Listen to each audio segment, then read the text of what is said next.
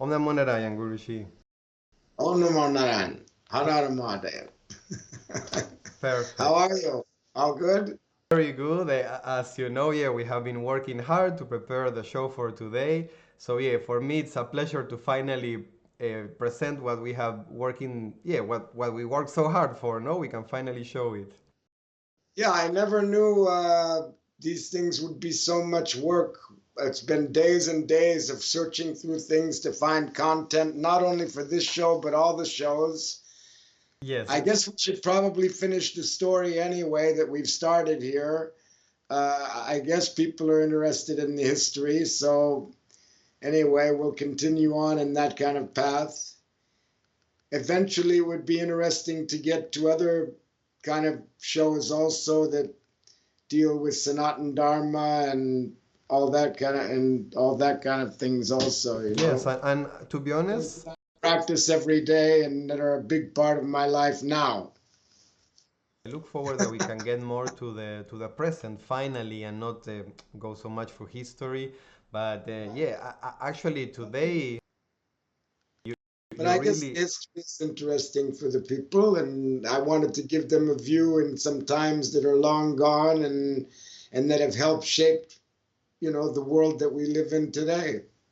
absolutely, and also I wasn't aware, and I think people were not aware of the amazing archives that you kept and survived through many travels and time and And many changes. when I, yeah, somehow when I used to just come back to the States, I used to just stash a bunch of stuff here and it all built up. And now, you know, I'm trying to go through it and actually get rid of some stuff because now that I'm here and not on tour, usually before I was mostly on tour all the time, I didn't realize so much stuff had piled up, and it's really a big job to go through it all. I have to say, we definitely made a very good step towards archiving your history and your work. And yeah, I'm glad we did this because yeah, it's hard to do it again, no? So at least we did it this time. Right, thank you. Thank you. Actually, yeah, it will be nice later on. Maybe you can even show one of those scrapbooks that you had to scan as well, and how, All right. yeah, how you were keeping all these. Maybe I should go get that now. It's not right here. Yeah, if you want, you have time before we start to look at the pictures. But yeah, I really would like to show everyone. I cannot explain you how much Gil was working to scan everything, to go through his home, to find the memories that really matter to him. And yeah, it's like every time we are preparing for an episode, he pulls up another rabbit from the hat and he has more interesting things. And now you're gonna see, Folks, see this. wow. These are like scrapbooks from each year of the 70s. I used to make these scrapbooks, then it kind of fell away. I mean, as they went on, they got less and less. This is the first one, like from 69 to 72, you know, full of all kind of Yeah, photos and this and that, incredible you know, that you it's kept falling these. apart also. Let's see there. A 50-year-old scrapbook. Yeah, wow. Yeah, yeah, they're all People are saying that we should please digitalize them in full. I agree, actually. Wow, I haven't seen the cover. That's so nice. right. They were like here. Oh, wow. Like Uh, Rajasthani style, no? Very, very well, nice. they all had Indian themes. They were Indian kind of thing, diary. I mean, diary kind of things that I found in Delhi at the time, you know, and uh, and then I turned them into scrapbooks. Every year they used to make one, and it had a different theme of some kind of Indian culture. The chess Mountains, one. games, you know. So Oh, wow, amazing. right. So anyway, So yeah, you were basically going through those, and we scanned a bunch of pictures from there. right. So now you saw the scrapbooks. Yeah, there we can show the people the source of many things we're going to show today. And yeah, I have to say that, yeah, you certainly had to. That was the first one, but that went from 69 to 72. You know, it started like this, I love the first page is awesome. and then it ended like this. Amazing. Very philosophical. Should we slowly start to look at some pictures maybe, or you want to take us back to, we all know more or less the story, the 60s era ended, you decide to finally go to India. So where would you like to start? How you got there, or directly in your first moments arriving to India? Well, we got a few things before that. I mean, what was it? In September Ah, 69, I bought a one-way ticket to Amsterdam, met a bunch of people in the dam that night, met my guru brother Rampuri, Baba Rampuri. He wasn't Baba Rampuri yet. I stayed in Amsterdam one night. We decided to hitchhike to India the next day. so he also was talking about India as well, or it was Yeah, you? yeah. Yeah. And, we had common interests and we kind of gelled with each other, both being from California, me from Northern California, him from Southern California. We started hitchhiking together, but I remember one of the first, I think we got to outside of Brussels, Belgium, somewhere, and sleeping in a field, and then the police awakened us the next morning, made us move on. Then when we got to Luxembourg, he decided to go to Paris, and I met some people who had a van, and I drove with them all through Europe down to Spain. Then they dropped me off at Barcelona station, and I met another guy who I'd met at the dam that night in Amsterdam who was going to Tangier. And so I went with them in their car to Tangier. I turned 18 in Morocco because I was 17 when I left the States. I turned 18, and the day I turned 18, I had to go to there's my passport photo when I decided to leave the States. That was the passport photo. I found that somewhere. I thought it was funny. Look at your I eyes, had yeah. really long hair, but I tied it back for the passport photo. No, I see you couldn't do much about the eyes, but yeah, it's still looking good. right. 18 in Tangier and Morocco, and then it was the Vietnam War and everything, going on. So I had to go and register for the draft. I went to the American Embassy in Tangier and registered. But that's another story. We'll continue on after. I found somewhere, I don't have many photos from that time. I didn't really have a camera so much, I guess.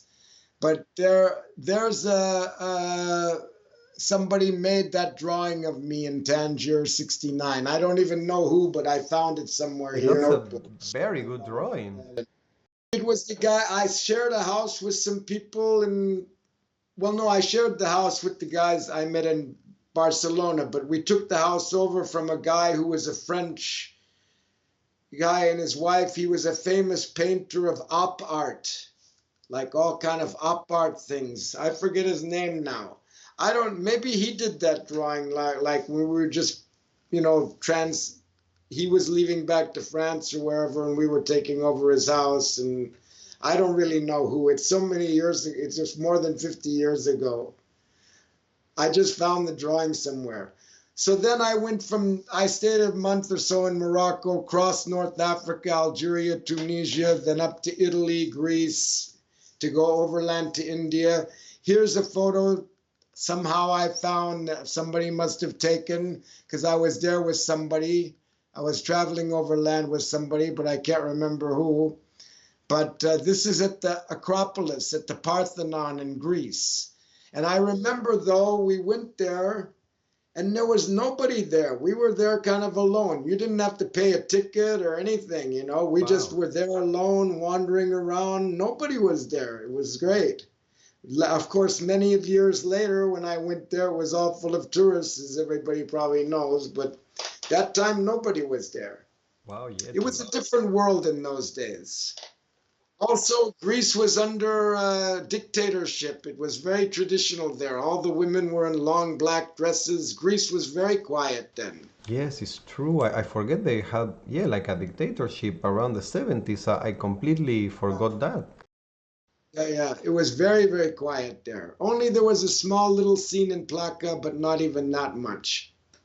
Well, here we are already in India somehow. I continued overland, but I don't have so many pictures. I went through, Turkey, Iran. The Shah was in Iran then. I remember I stayed at a Mir Kabir hotel in Tehran. What? Then I went through Afghanistan. Wow, Afghanistan was incredible in those days, like another age. Very tribal. And then, as I said, I met that guy in Kabul, Tobias, and he told me about Goa, which I'd never heard of, and Eight Finger Eddie.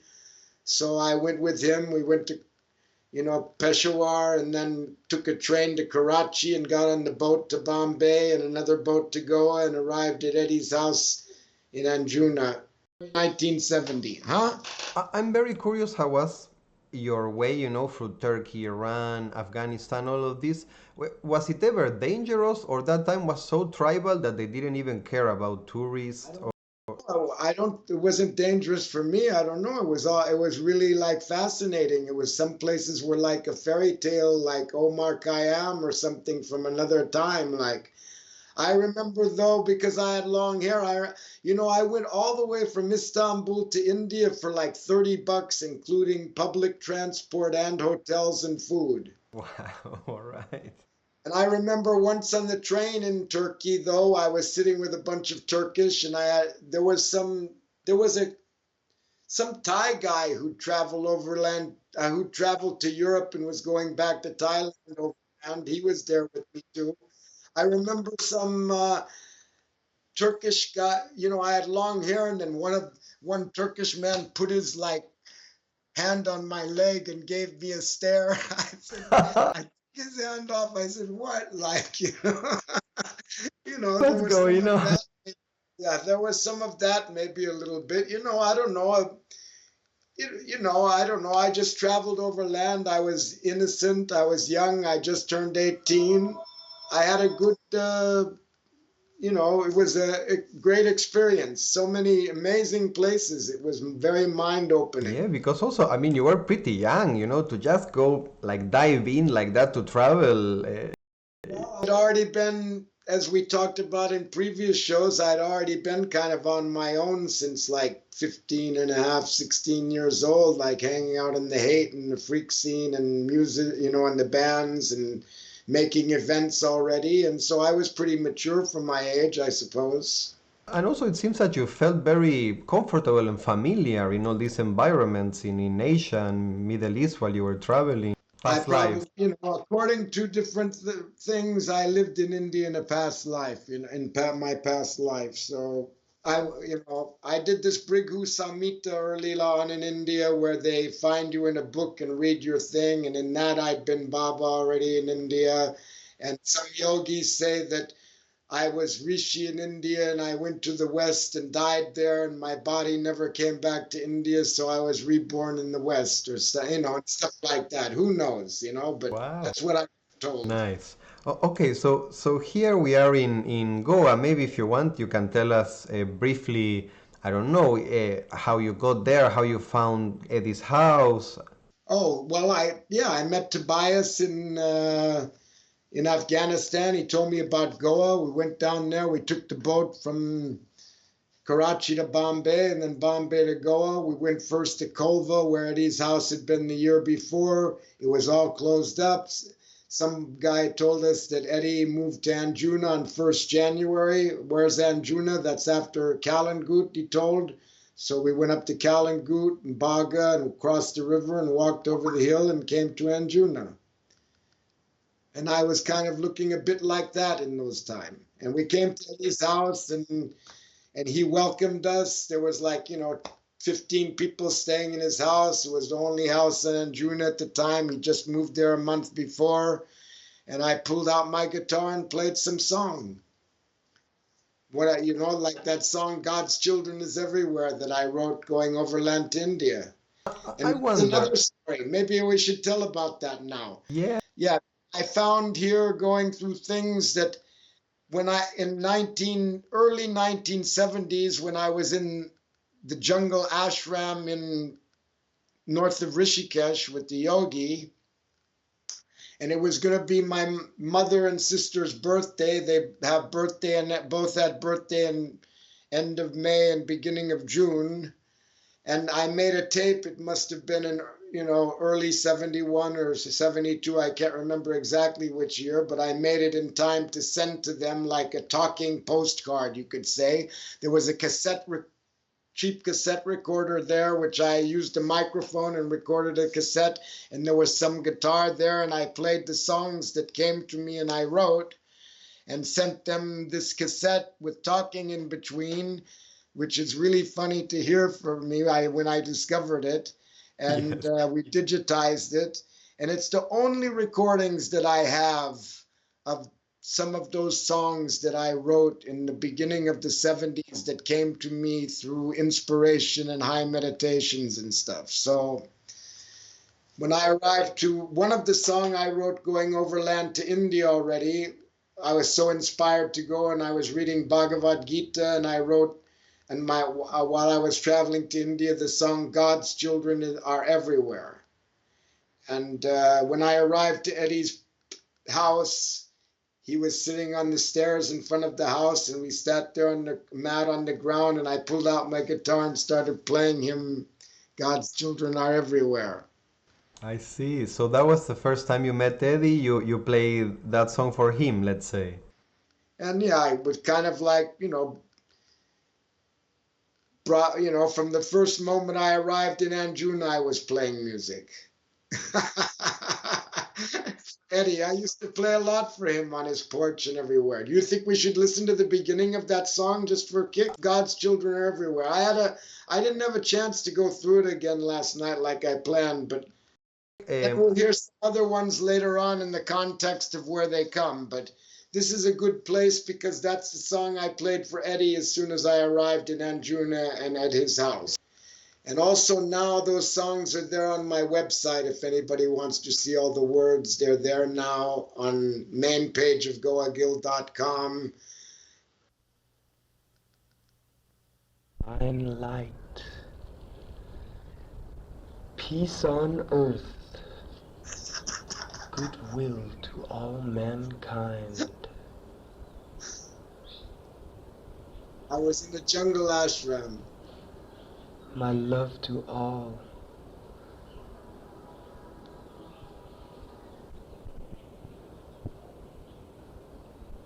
May we always pray in the words of the Vedic sages. Asato ma satagamaya tamasho ma jyotir gamaya mrityor mamratam gamaya. O Lord, lead us from the unreal to the real. Lead us from darkness to light.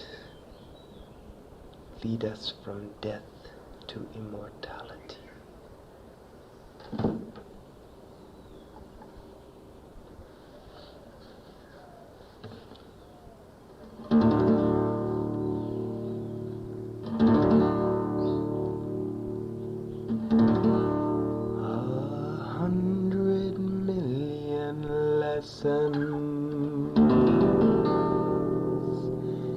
Every day,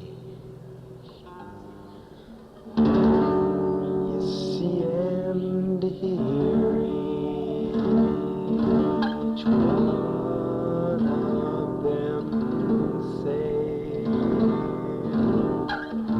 he's in the trees, the sky above. Can you feel him? His name is love.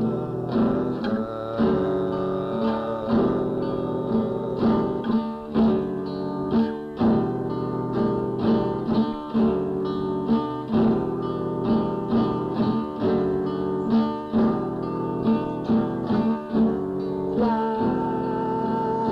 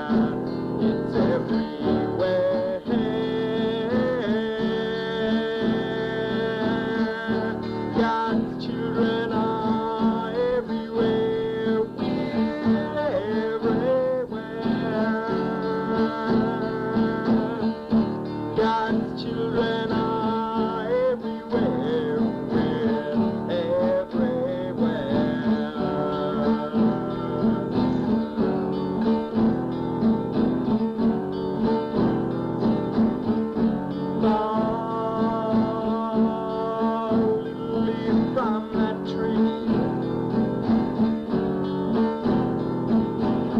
You're falling, you're floating in the summer's breeze.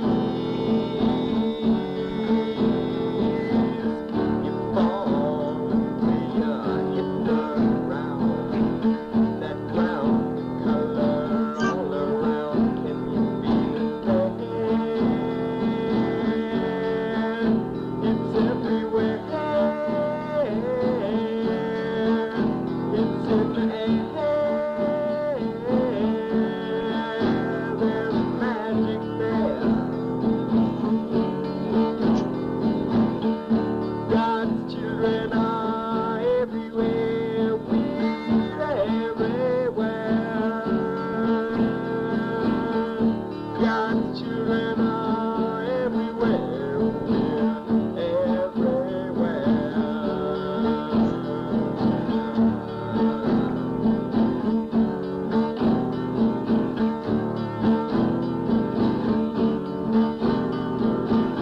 It was meant so unjust, tears life down and things seem must. Tears life down and builds and tears and builds and tears and still doesn't care about the things, about the things that matter. Can you feel it in the air? 100 million lessons every day. You see and hear each one of them say, he's in the trees, the sky above. Can you feel him? His name is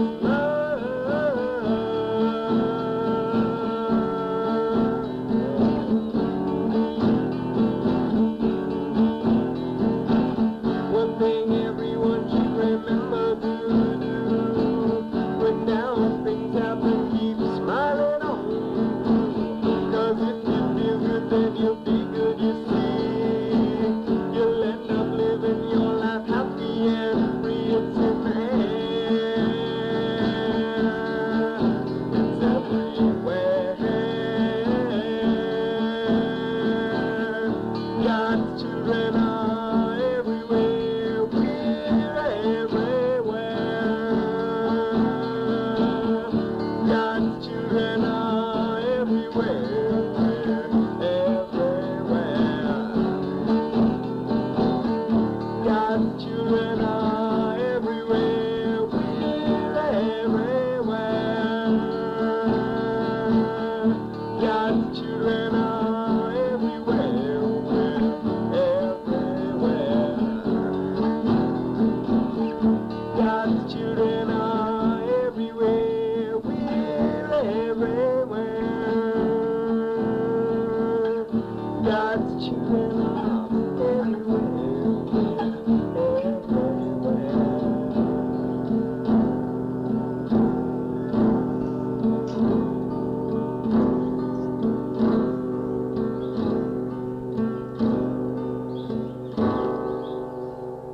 Anaramadev.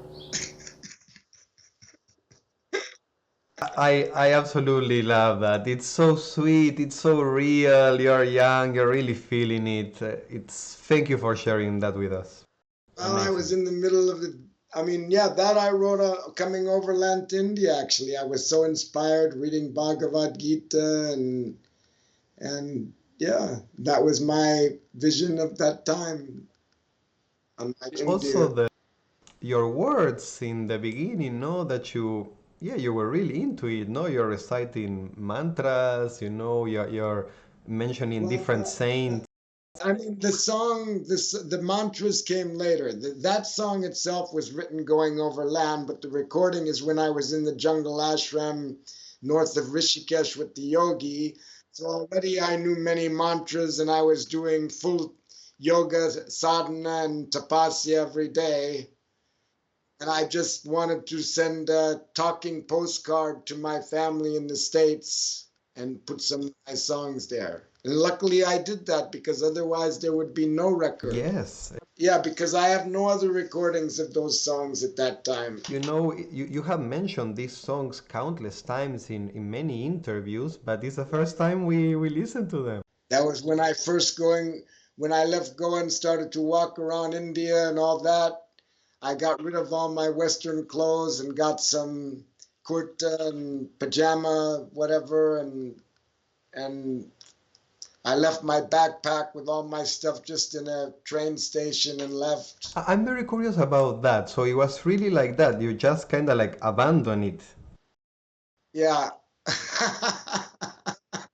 And I You, just went with my Indian clothes and flip-flops and a little bag and whatever, and yeah.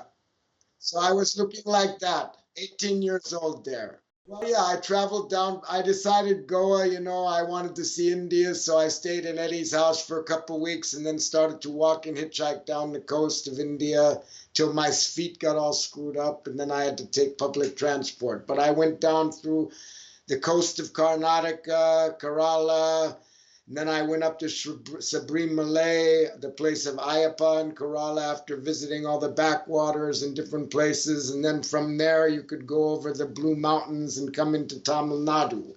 And this is Meenakshi Devi. I was there, very impressed. I fell in love with Meenakshi Devi in Madurai, great mandir.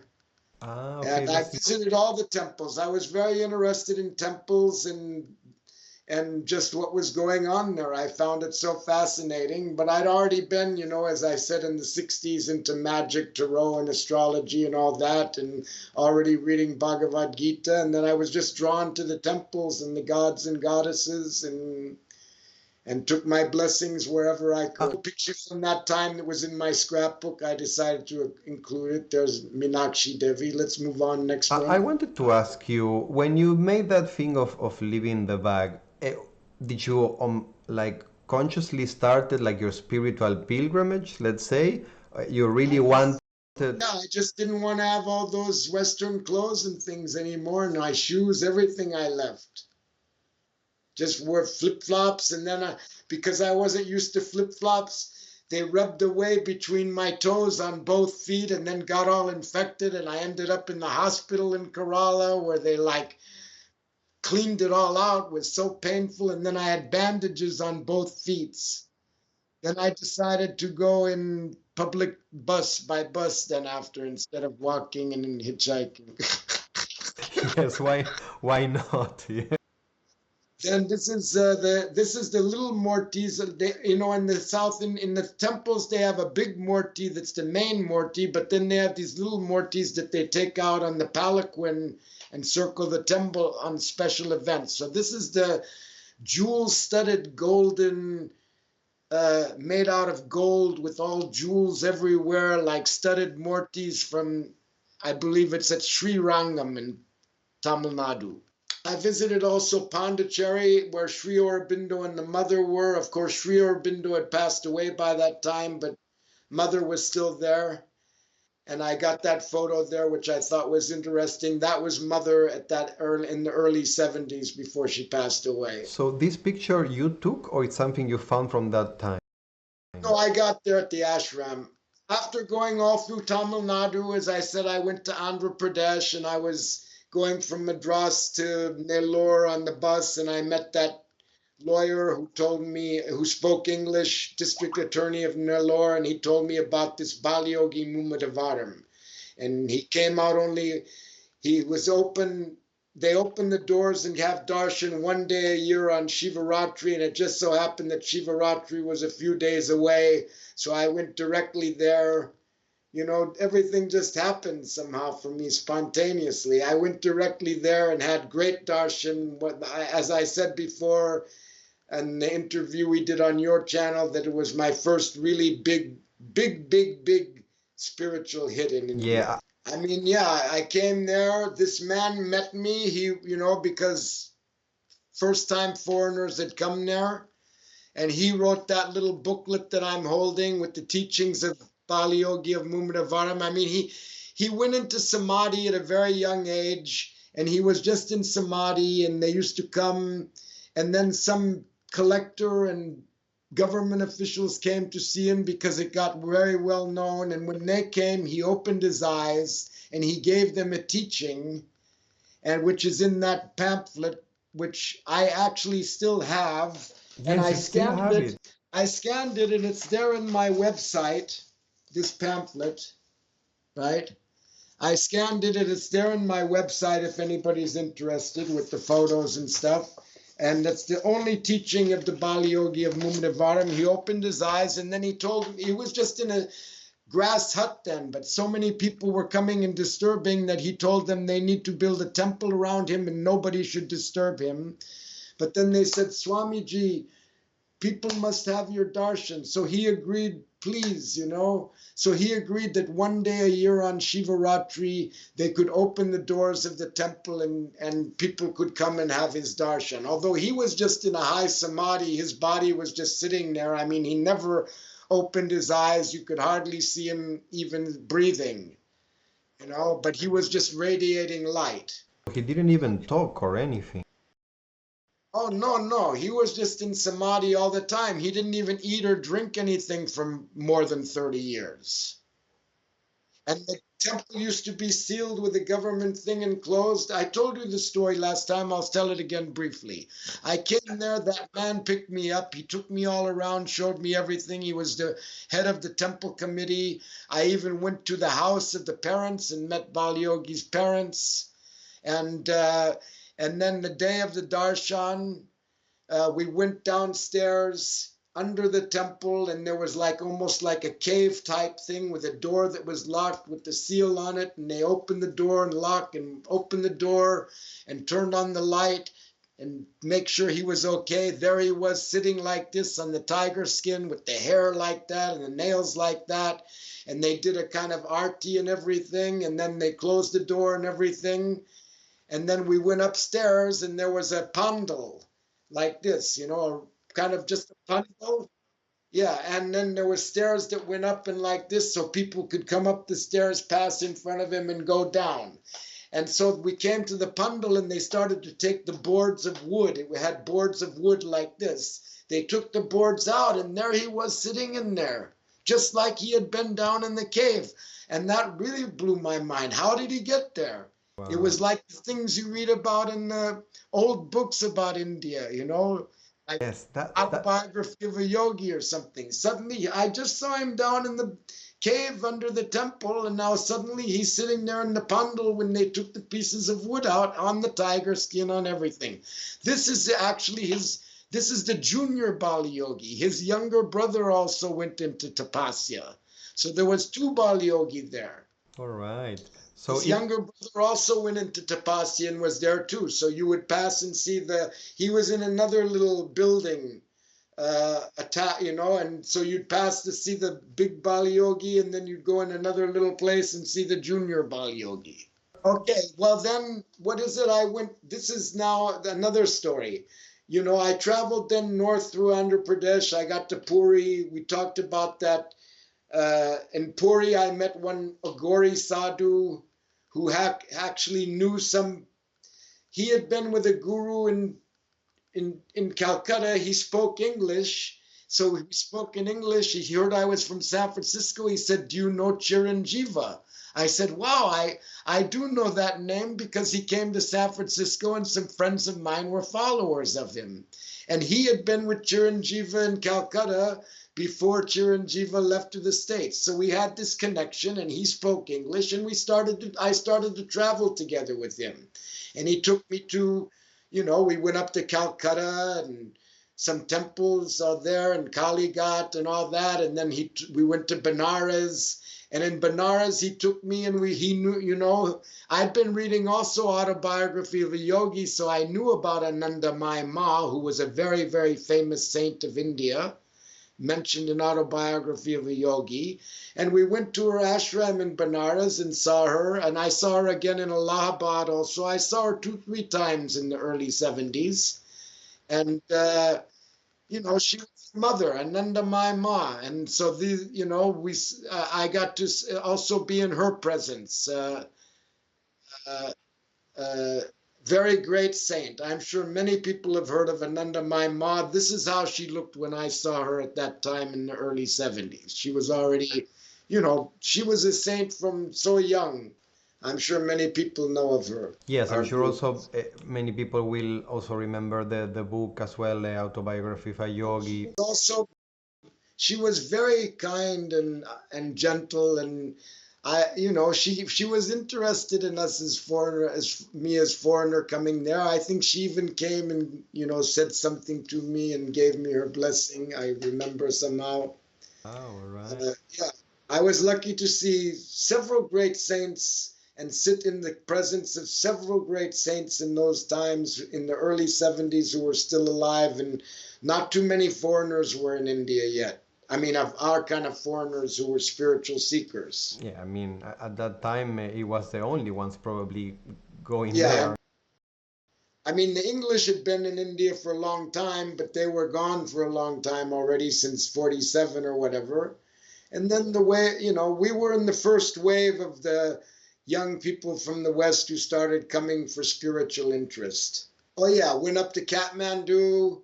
Okay, this Nepal. Saw Pashupatinath, but actually couldn't go inside because they didn't allow foreigners, but saw the view from the main gate and whatever, and saw Nepal. Was incredible in those days. It was like a fairyland, it was before cars and this and that, and it was like, the road from Kathmandu to Swayambhu was like the yellow brick road or something, just going through, little houses and green fields and whatever, not all built up with cars and electric poles and all that. It was another time.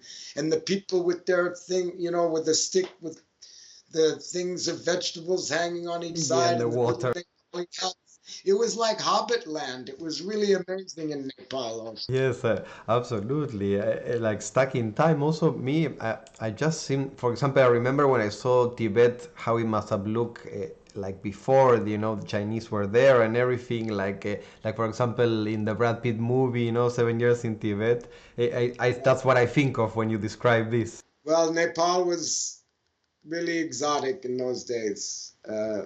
I stayed there for a bit, and then we came back to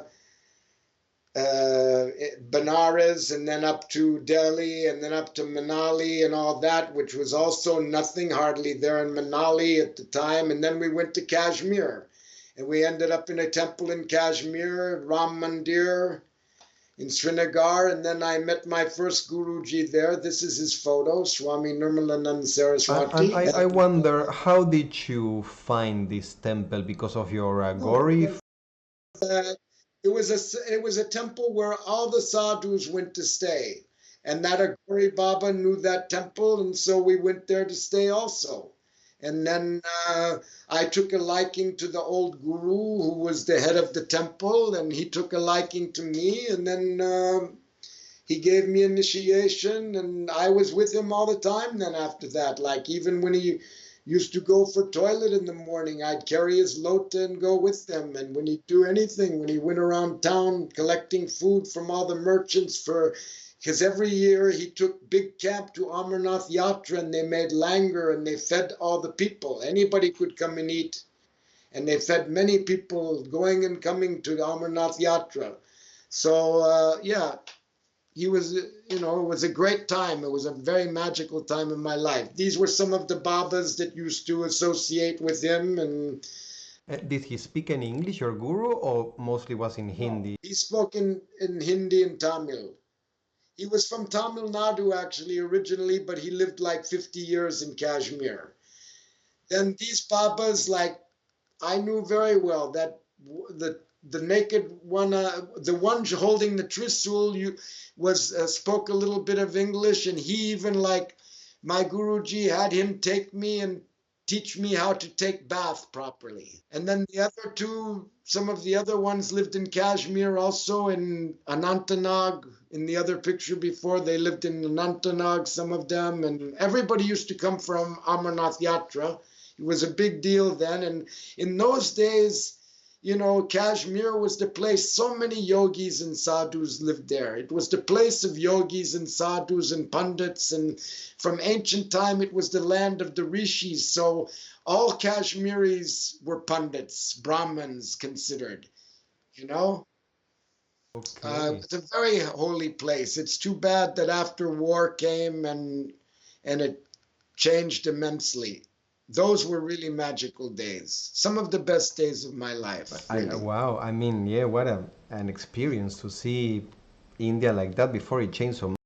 Yeah, Because this guy taught Kashmir, me. This guy was Nagababa Rajgiri. He spoke a little English. He was really so nice. He taught me how to take bath. He taught me words of like in Hindi. I started to learn Hindi there. Cup, spoon, plate, whatever, yes, that's so important when you stay with Babas, no? Because yeah, if you don't know what's going on, And so, and I learned fairly quickly because I was young and I wanted to. So he helped me a lot.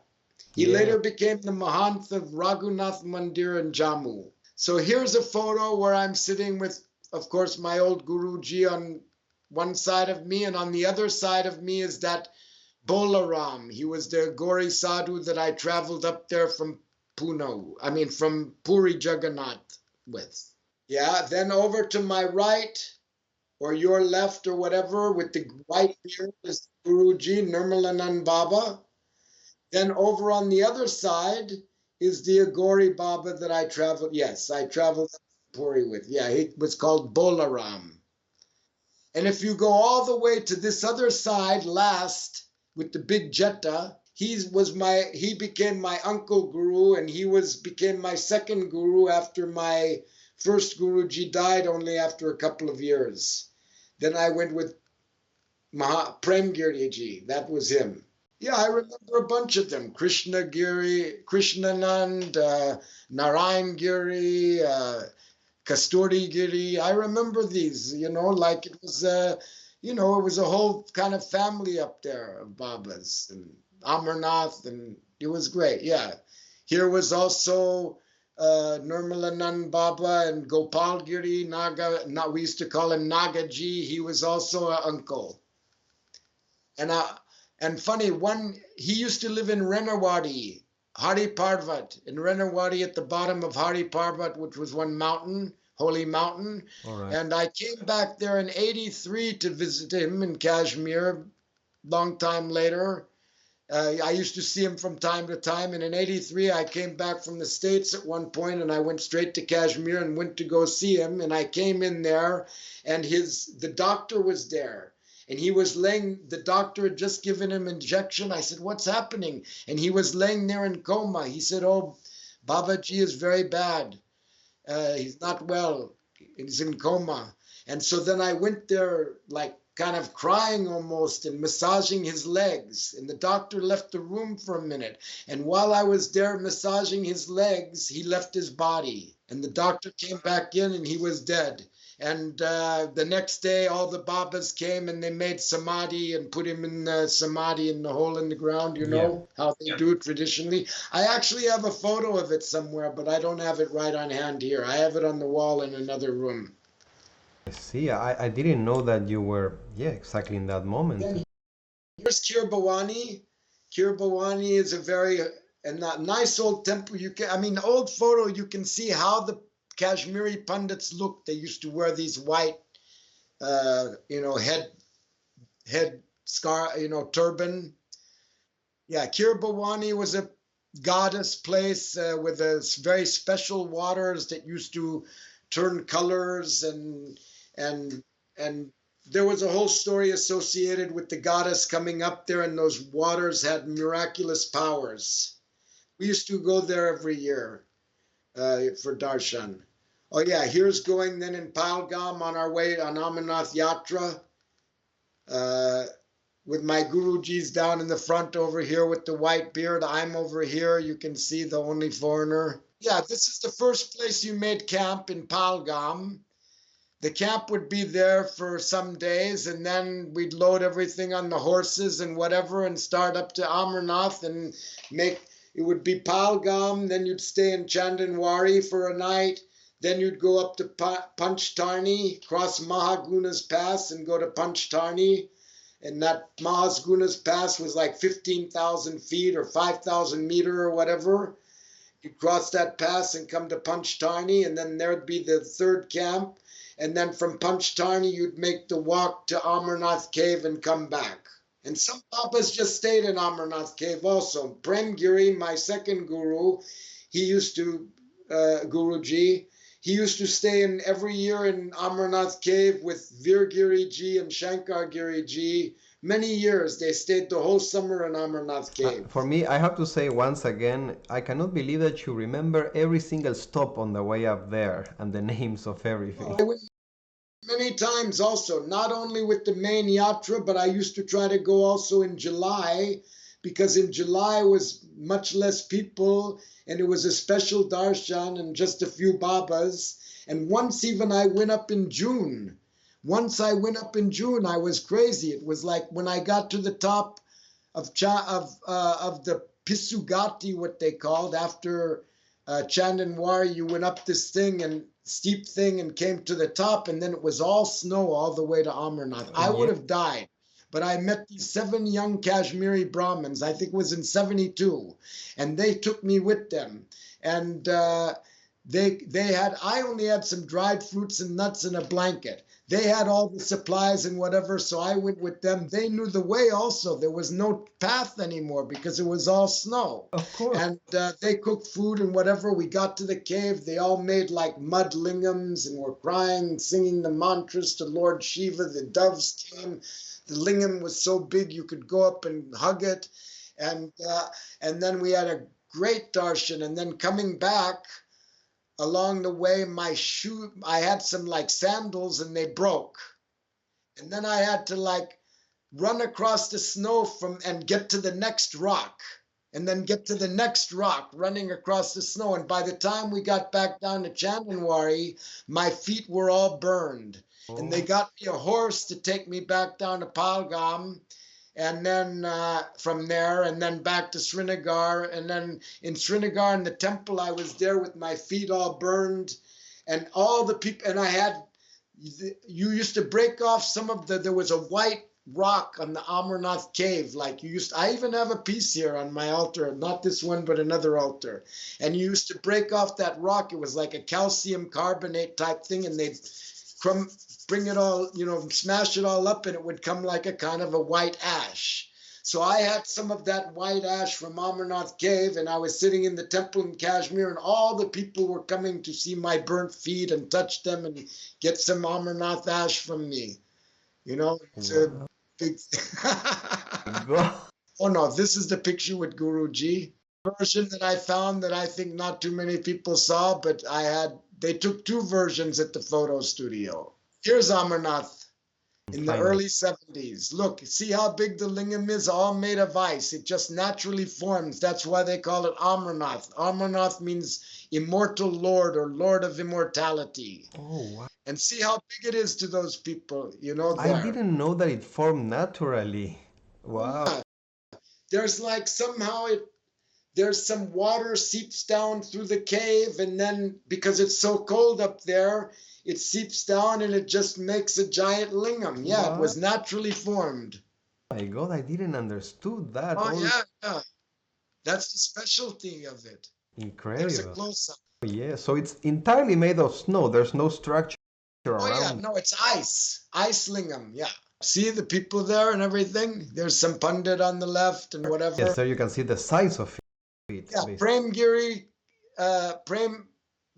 Kakaji, Prem Giri, and Shankar Giri and Veer Giri used to stay here all summer every year. He told story about once they had no food also, and they were eating pebbles to stop the stomach from rumbling, and then suddenly some guy arrived with a horse it was full of supplies, rations. Rations. Yeah, rice, and he called it rations. Yeah, rice and dal and everything on the horse arrived, and the guy arrived, and he had a little paper with his name on it, Mahant Premgiri. And he doesn't know how it came or who sent it, but it arrived when they had no food and they were eating pebbles and all that, so then they had some food. Wow. then it started to get very cold in Kashmir, and I needed to go to Delhi for some passport work or whatever. And then my Guruji suggested I go visit some Jyotirlings around Rajasthan, Gujarat, and Madhya Pradesh. And he gave me this letter. And this letter pretty much introduced me, saying that I was a Hindu sadhu and blah, blah, blah, and could they please help me out? So I went all around, and I was on my way to Kumbh Mela of 71, where I was supposed to meet my Guruji, but he didn't show up due to health reasons, and I ended up, but anyway, that's another story. So I went around all over in Rajasthan, Gujarat, Somnath, Mahakal, and many Jyotirling and places with that letter, and would stay in places. Now this is in Girirnar. I would show the letter, and then they would say, oh, great, and you could stay 3 nights in a place, So these were the Babas I was staying at in Girirnar, near Junagadh, the place of Dattatreya.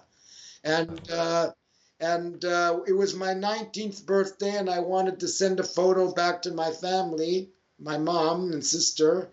And I said, let's go to the photo studio and take a photo, because I didn't have a camera. I didn't have anything really then, So they all went with me to the photo studio, and we took this photo, and I sent it back. And that was I turned 19 that day. That was October 6, 1970. Oh, okay.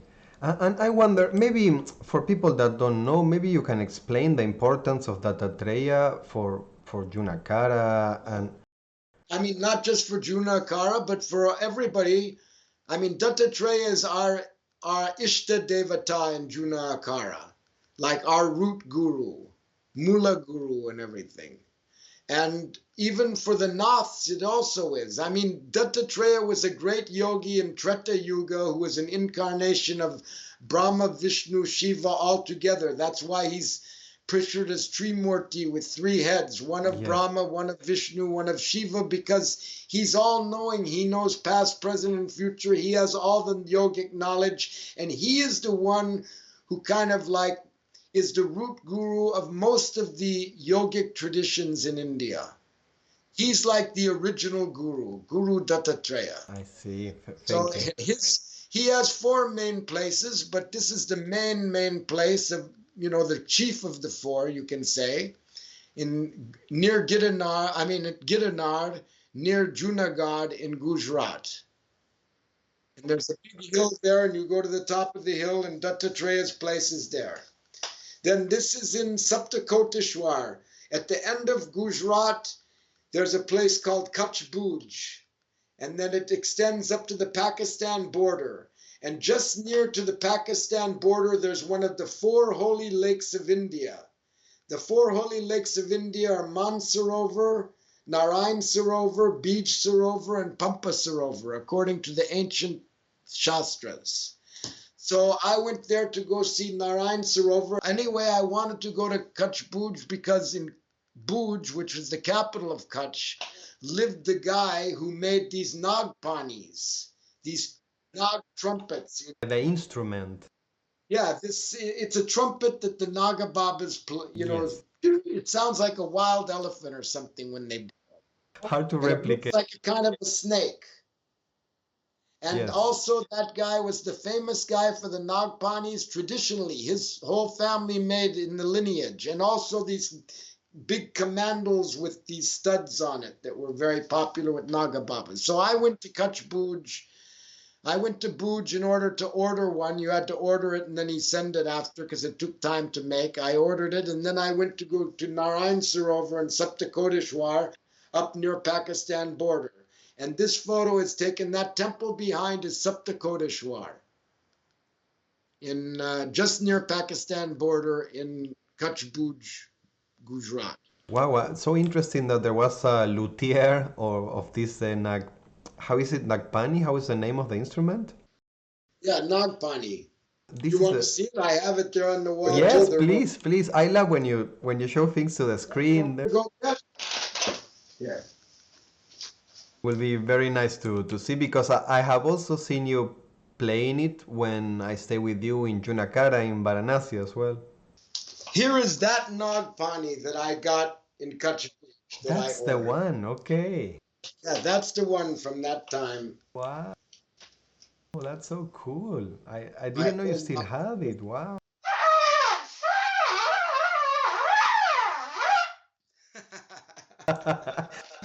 Amazing. Thank you very much for showing that. Yeah, so then after all of my travels over there, and I wanted to say one more thing. With that letter, I stayed with many Babas and many ashrams all over Madhya Pradesh, Rajasthan, and Gujarat. And each place I stayed, I got a little something from each Baba somehow. Something rub off on you. It's almost like in a video game when you go different places and collect different things, that will help you in the. I went all these different places and collected something special from each Baba. I had many experiences, too many to go into here. I love the comparison. It was a really special time of my life. Those days and that is all gone now. I went briefly to Goa. It was Christmas 1970, but somehow in my travels I contracted hepatitis. And when I got to Goa, I started peeing brown color and my eyes all turned yellow. So my time in Goa that time was basically recovering from hepatitis and spending Christmas there. And I stayed in a friend's house and he took care of me, that Tobias who told me about Goa. After that, I left and went to Delhi and then went to Kumbh Mela, January 71. Part of Kumbh Mela, 1971. This was a flyer that I got there at that time that I still had here somehow. And yeah, Kumbh Melas were much different in those times too. Of course, they have the three goddesses because it's Ganga, Yamuna, and Saraswati meets. Triveni Sangam. The three rivers meet there. Ganga and Yamuna, and from the underground comes Saraswati also. That's why you see these three goddesses there in the Sangam. That's why it's so holy to take bath. Prayag means it's the original place of sacrifice from beginning of time. Prayag. Yeah. So it's the original place of sacrifice. Prayag. I didn't meet my Guruji because he didn't come because he was sick somehow. I met my uncle Guruji, Kakaji, everybody called him, Mahant Premgiri. So I stayed with him in Junagadh along with Veer Ji, who was young, my age at that time, and his Guruji, Bhagavat Giri. So I was staying there in the camp with them. That was in Junagadh, and that was my first Kumbh Mela and first introduction to Junagadh. Okay. So it was this the Kumbh Mela also that you had like your initiation there as well, no? Yeah, I had further initiation there, but it was hard. And then I was there in the Kumbh Mela, and then I saw Rampuri, as I said. We met in Amsterdam. We hitchhiked to Luxembourg. Then he showed up again on the boat. When we were on the boat from Karachi to Bombay, then he showed up and we all arrived in India together and went to Goa together, but then we went all our separate ways. And I would meet him from time to time. And then I was sitting there one day at sunset time looking at the scene next to the street on a cement thing that was there, looking at everybody passing at Junagadh and looking on the main road, outside the gate there. And then I saw him coming, and he told me he'd been staying in Benares and the Sesamid Ghat, and he walked all the way from Benares to Kumbh Mela, and he was arriving. He looked kind of like this with his blanket and everything. He arrived. Wow. And we met again there, and it was very hard at first because we were the first foreigners to come in Junagadh, and you have to understand that in the Akara, it's like everybody is important. Like you can't do something without the consensus of everybody. So some people, like our immediate family of gurus and sadhus, was very open to us, but some other ones might be distrustful of foreigners because you know, the English were there for so long and they did many bad things and whatever. And so it wasn't easy in the beginning. We weren't just accepted by everybody. In fact, it was really tough. It was also very tough in that time in the beginning for a foreigner to get the full thing with everybody, the full Virjahawan and the full initiation with Yeah, everybody. because basically you need to have, it's it 5 gurus that have to give you the blessing? No, but 5 guru, you have to have that before the main, that I'm talking about anyway. That I had already in Kashmir. I see, I see. Uh, No, I'm talking about a further initiation. So we were refused that time for the further initiation, but because I was so broken up, they made they had a big fire. They came to the tent and called me, Mangalanan, Mangalanan. I was sitting there meditating. They brought me down to the center of the fire. All the Babas were sitting around in a big circle. They brought me right to the center of the fire, next to the fire. They gave me this huge chilim. There was a uti chilim with the silver paper and the chart, and there's coal in the top made of Yes, almond shell, and it has a hole. And then when you start it, like fireworks come out. No, like I'm so seeing. they gave me this to start, and I started it, and whatever, and then it went around everybody, and then everybody was looking at me, and the vibration was so thick, and then I was like. And then I asked the guy who was sitting there with me, it was a Nungiri. He was young then. He became a big Baba. He's passed away now. He spoke English. And I'd met him before in Amarnath Cave in 1970. And then, you know, I asked him, well, what is Kundalini? And then he told me, breathe like this. And so I breathed like this and looked up. And suddenly I saw Om shining like diamonds, filling the whole universe. And then I looked up even further and I saw what they called like the 1,000-petal lotus thing, all the energies coming from each side going toward that white light center, that you can go up through that center to higher worlds. And then I sat like that for a bit. I don't think I was even breathing. And then everybody kind of went away and I went back to my tent and I sat there in the tent like that the whole night. And then some strange things happened and some Baba who didn't like all that, what was going on, came and tried to was outside my tent, like with his chimta and all this, like he wanted to beat me the next morning. Oh, wow. I see. Yeah, like he wanted to kill me or something. And so then I just kind of like packed my bags and ran away. Wow, I see. Yeah, I mean, I've been there very little and I know how I heavy it couldn't can. find my Guruji at that point either. And then this guy's there like that. And I just packed my bag and went out the back door. And then I asked some Baba, where's Premgiri Ji, you know? And he said, I don't know, and all this. And I said, well, it seems like I'm not wanted here. Maybe I should go. And then he didn't say anything. So then I just took that as a yes and I left. Oh, this is Devraha Baba. I saw him right after that as I was on my way out of the Mela. And he was an incredible Baba that was very famous. Now there's a new one. I guess it's his Chela, but this is the original Devraha Baba. He used to live on a house on stilts. He was considered a great Siddha, like 250 years old. He lived in Vrindavan on a house on stilts and sometime Ayodhya.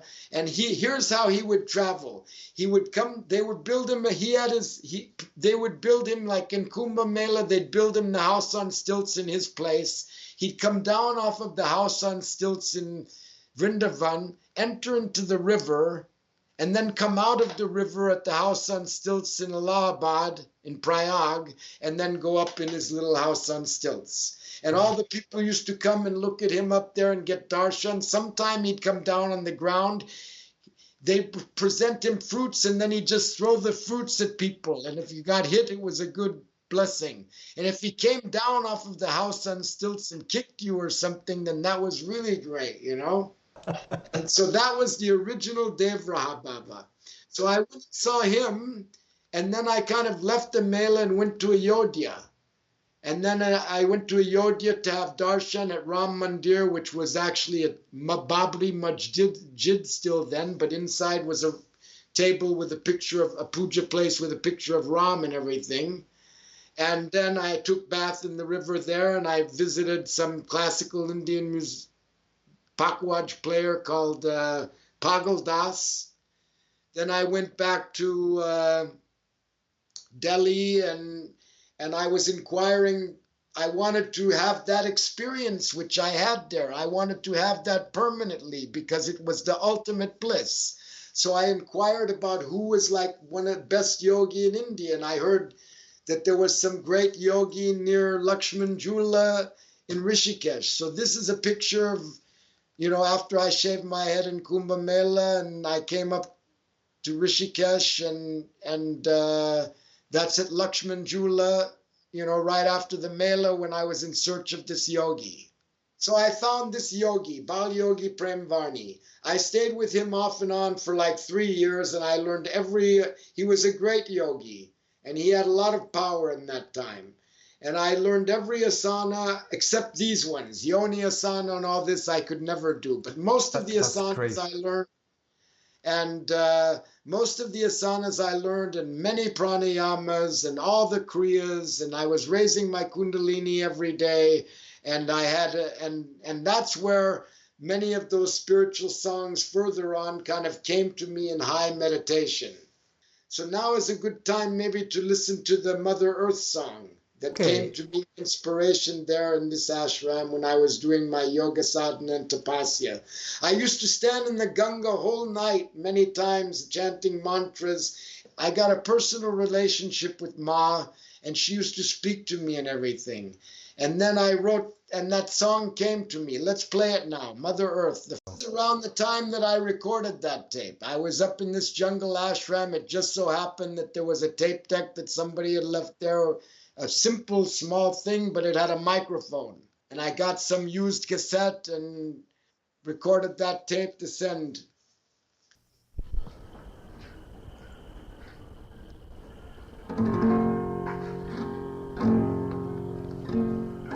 Where my song goes.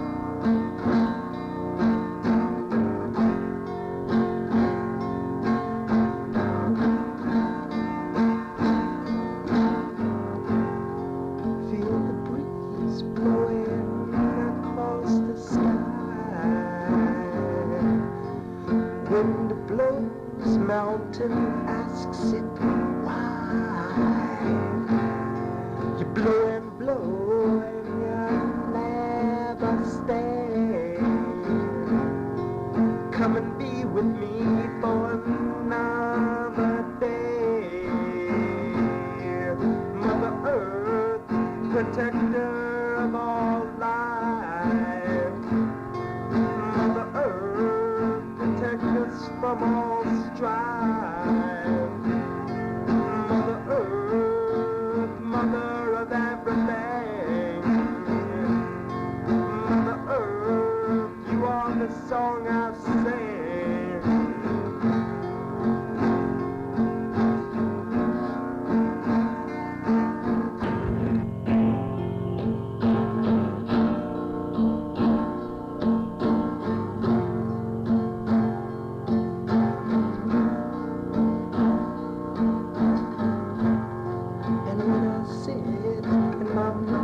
Starts to climb. I start seeing that you're with me all the time. I start seeing you, the life of everything. I start being you and my heart begins to sing. Mother Earth, so good to me.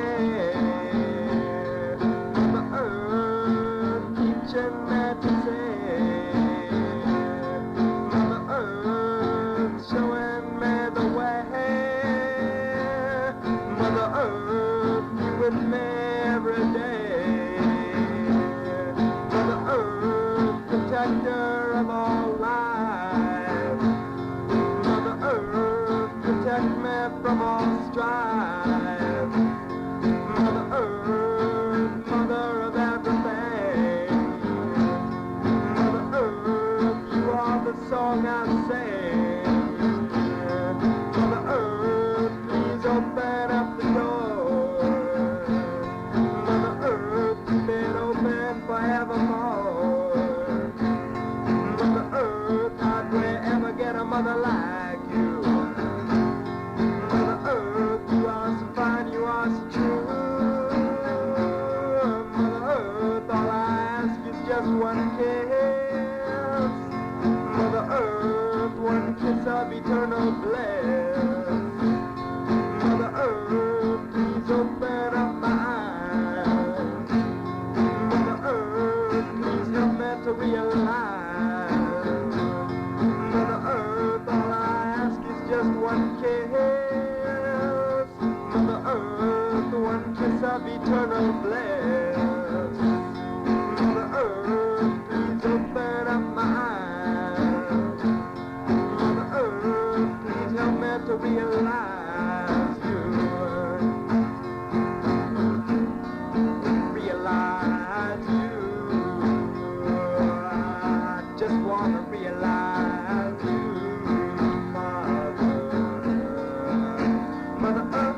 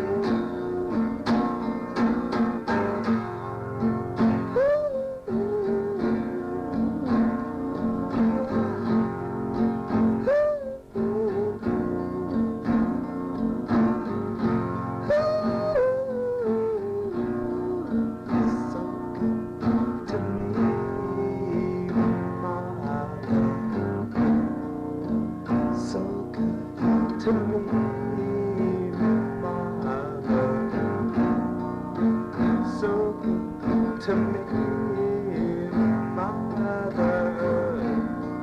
You're so good.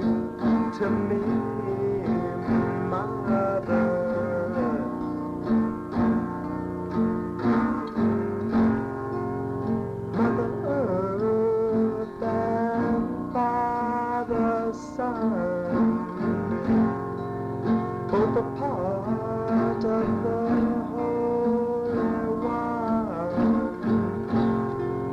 Every day sailing the cosmic sea, every day teaching us what to be. Every day so good to me, Mother. So good to me, Mother. So good to me, Mother.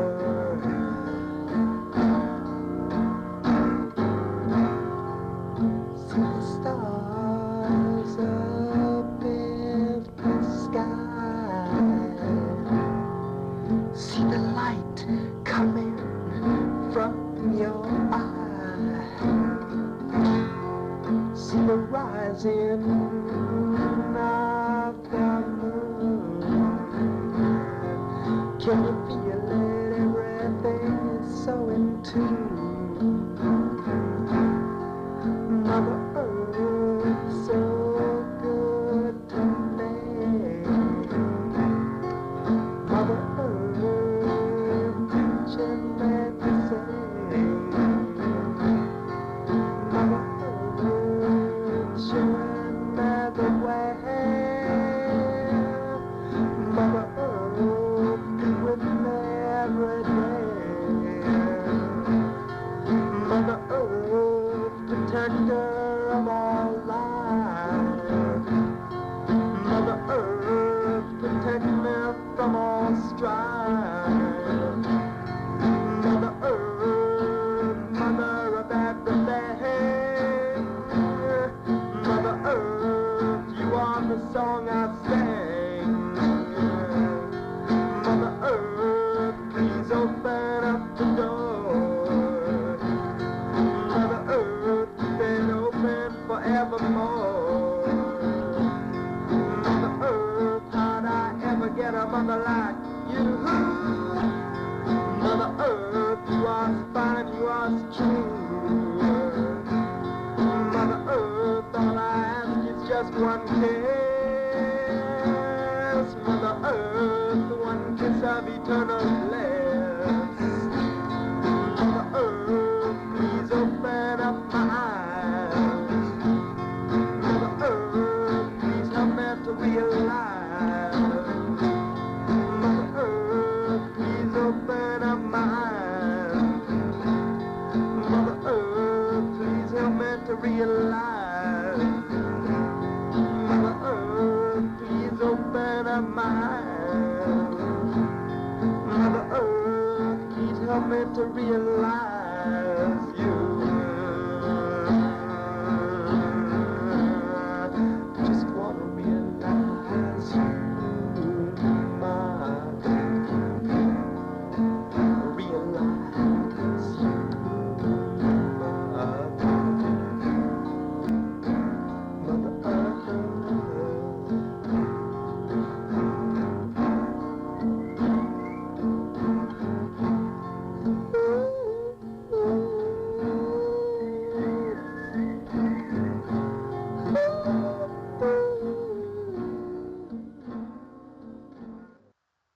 Very nice. People were loving the lyrics too, as well. Thank you for sharing that. It's super intimate, very deep. Music has been my way to worship the universe. What can I say? It's been the soundtrack. Music is the soundtrack of my life, and in one of the ways I worship the universe. I was in the ashram, and then I wasn't planning to go to Goa this year, 71, because I was so involved in what I was doing in my sadhana and tapasya and in another space. Then I got that letter. I still have it, look, somehow. Full moons, 2nd December, 31st December, 28th November, 71. Joe Bananas, Anjuna Beach. Flash, get high. Dear Gil, we all want to be with you, to learn from you. Please live with Tobias. and I in our little house. And then there's a little map showing everybody's house. Tobias and Myrrh, oatmeal on the bottom, wood fire, and fruit salad on the top. Come on, Gil. Where's Gil? Love, Myrrh. I gave up my USA citizenship in Madras in July. P.S. I went to Borneo, but you're probably not interested. Then what is it? We respect you, but what more can be said? You're too old to travel by train. Fly from New Delhi to Goa.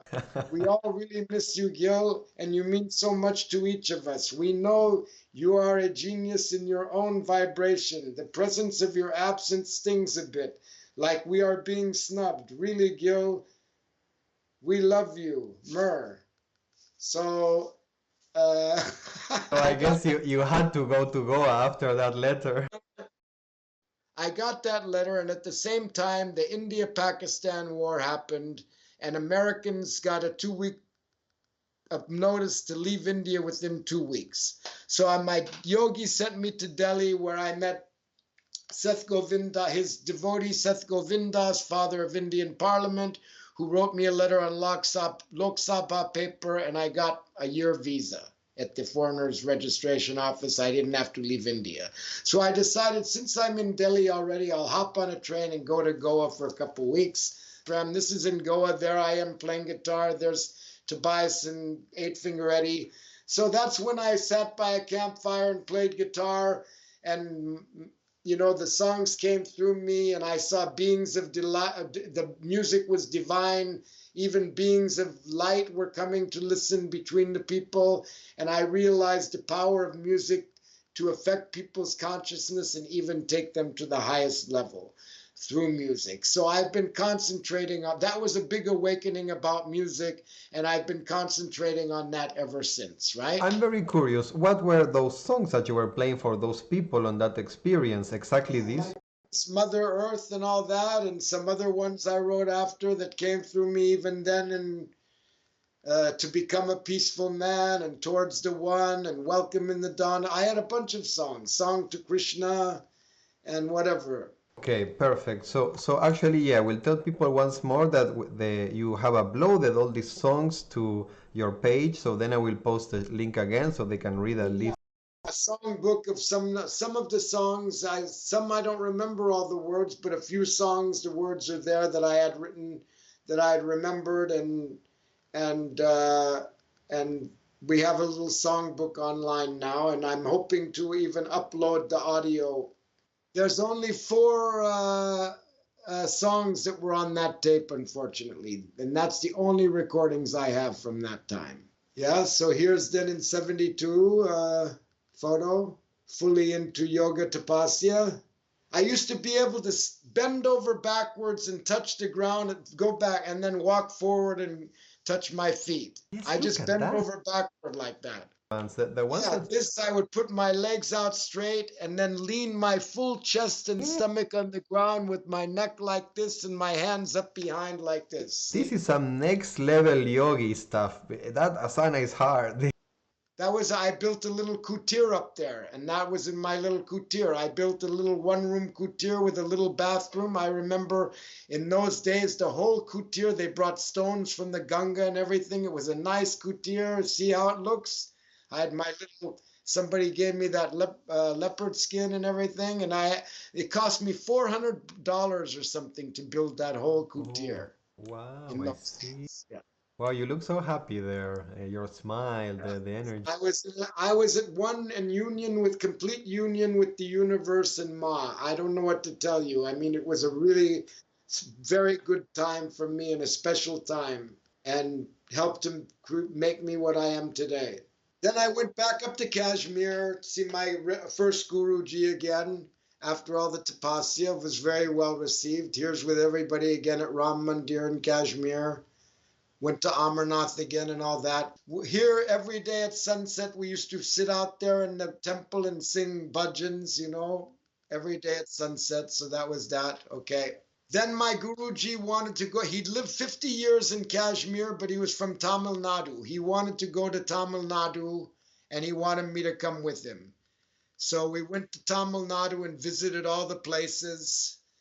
I think this photo might be, I'm not sure, but I think it's at Mylapore near Madras. But in those days, you know, it was much different. It's nearly 50 years ago almost, right? Oh yeah, here's Guruji and one Guru Bhai and another Baba who lived there at Tiruvannamalai, I think that is. No, Oh here. wait, maybe this is at Palani. This is in Palani, I think. Palani is a place of Muruga. Oh yeah, this is at Palani at the bottom. I mean, I found that quite interesting. This guy took that photo. I had a little camera then, a little Instamatic or something that I got for the trip. Do they do this every day? It's a special occasion. Maybe you can explain us what's. I mean, I just saw that guy that time. It was pretty impressive. I mean, they have a tradition in Tamil Nadu and also in Sri Lanka of doing sticking things through their skin and back and hooks and hanging from things and all kind of thing. You know, it's a kind of tapasya that they do, you know, in religious ceremonies and religious places. I saw that guy there. I thought it was pretty interesting, so I took a photo. Okay, so then this is Pundi Swami. I wanted to mention about him. He's a great saint in South India. I had the chance to see him. I didn't really know about him, but we were going from Palani to Tiruvannamalai or vice versa. And in the way, we had to change bus in Pundi. And my Guruji knew. So we went, we were a little group, my Guruji, another Guru Bhai and whatever, and we went there. And Pundi Swami was he appeared out of nowhere, like after a flood in a riverbed somehow, and he came into that village and just settled on a porch of a abandoned house, right? So he was there on the porch of the abandoned house, and it got more and more famous, and people came, and I remember they had a curtain. We came there, my Guruji, he said, "Come, we'll go see," and we were changing buses, and so we went there. And he had me buy a pack of cigarettes. And then we went there, and I remember we came in there and we sat right near Pundi Swami because my Guruji was very well known in South India too, kind of a celebrity in a way because he stayed so long in Kashmir and did the Amarnath Yatra every year. And people would come to South India from South India for Amarnath Yatra and seek him out because he, you know. So anyway, we sat there in front of Pundi. Pundi Swami was a liberated soul. He was a Juvan Mukta. He didn't do anything for himself. His chelas dressed him and fed him and everything. He was way out there in another space. But people offered him cigarettes and he would smoke the cigarettes right up. So we offered him like a pack of cigarettes because that was what you did. And he put one in each finger and then just went and smoked them right down kind of thing. He was a very famous saint and a Jivan Mukta. There you can see a cigarette's over in his hand, over there on the left hand, down. I was lucky enough to also be in his presence also one time. Here he is also in another kind of picture, maybe earlier, not so dressed up. His chelas used to dress him up like that, you know, otherwise he was just like this. And people can research about Pundi Swami on internet if they need. So yeah, he was a real Jivan Mukta, totally liberated and didn't do any bodily things for himself. Anything that was done, bathing, dressing, feeding, anything, it was all done by disciples who took care of him and lived with him there. And then there's a picture of me with Guruji at Tiruvannamalai. In those days, also, Tiruvannamalai was like a big village. I went back there a few years ago, and now it's like a big city. It changed so much. I hadn't been there for all those years, like 45 years I hadn't been there. And then I went back, and what a difference, my God. I remember it as just like houses with thatched roofs and very simple, and small little streets. And then now it's a big town. Because Ramana Maharshi's ashram is there also, no? Okay, So then I here. went back to Goa after South India, Christmas 72. Yeah, so we'll I just love the go through cat. some pictures and look at these. We can keep going. This is on Vagator Beach in 72. There's with Eddie, Eight Finger Eddie. Oh, here's a funny poem that Mur guy wrote, the same guy who wrote me that letter. He used to write a Christmas poem every year. To be human. We went to Muktananda and got hepatitis. We went to Nataraja Guru and got appendicitis. We went to the mother and had a nervous breakdown. So we all come to Goa and completely freak out. To be one peaceful planetary soul, we finally transcend guru and freak scene. Oh, it's so nice to be human again. Love, Myrrh. So that was his sentiment, but it was kind of funny at the time, and it's still kind of funny. And he wrote every year a Christmas poem because he was a poet. He's the one that wrote that letter begging me to come from the ashram to see them again. And I met him also going overland to India in the end of '69. Oh, really? Okay. So you had met him even before India. Oh, yeah, because, yeah, I had heard about him from Tobias. He's down here, actually. There's a photo of him. He's on the bottom right there in this photo. On the top right is, yeah, that was Myrrh. That's just a page from my scrapbook, for example. On the top right is Blind George, and this girl there is Blind George. He was a famous Goan person, and that girl was also in the ashram in Rishikesh. She showed up down there also, and oh yeah, and in those days everything was bullock cart, no? So in Goa. And that's an example of a nice bullock cart. Everything was bullock cart then. There wasn't motorcycle and car much or anything. And the road all the way from Anjuna to Mopsa was a dirt road. There was no electricity. It was very simple life. Yeah, these are from some slides I took. I couldn't get a film roll of print, so they had a film roll of slide, and I had a little camera, and I took these slides, but they lasted really well. And so I scanned them some years ago, and slides keep better than photos. Yes, so See, much. nobody on the beach in Anjuna. Look at that. I cannot believe that's Anjuna. Of course, there's the hill at the end and everything. That's a middle beach. Look at the Nobody sand. on the beach. The sand looks so clean. The sand in the ground. Yeah, because there was very few people, and they were ecological at that time. There wasn't a lot of waste and garbage because there wasn't a lot of prepackaged food or anything. That looks more like Thailand than Anjuna, if you ask me, you know. And there's the photo with Blind George and Bombay Brian and Jules. I think that was taken like on.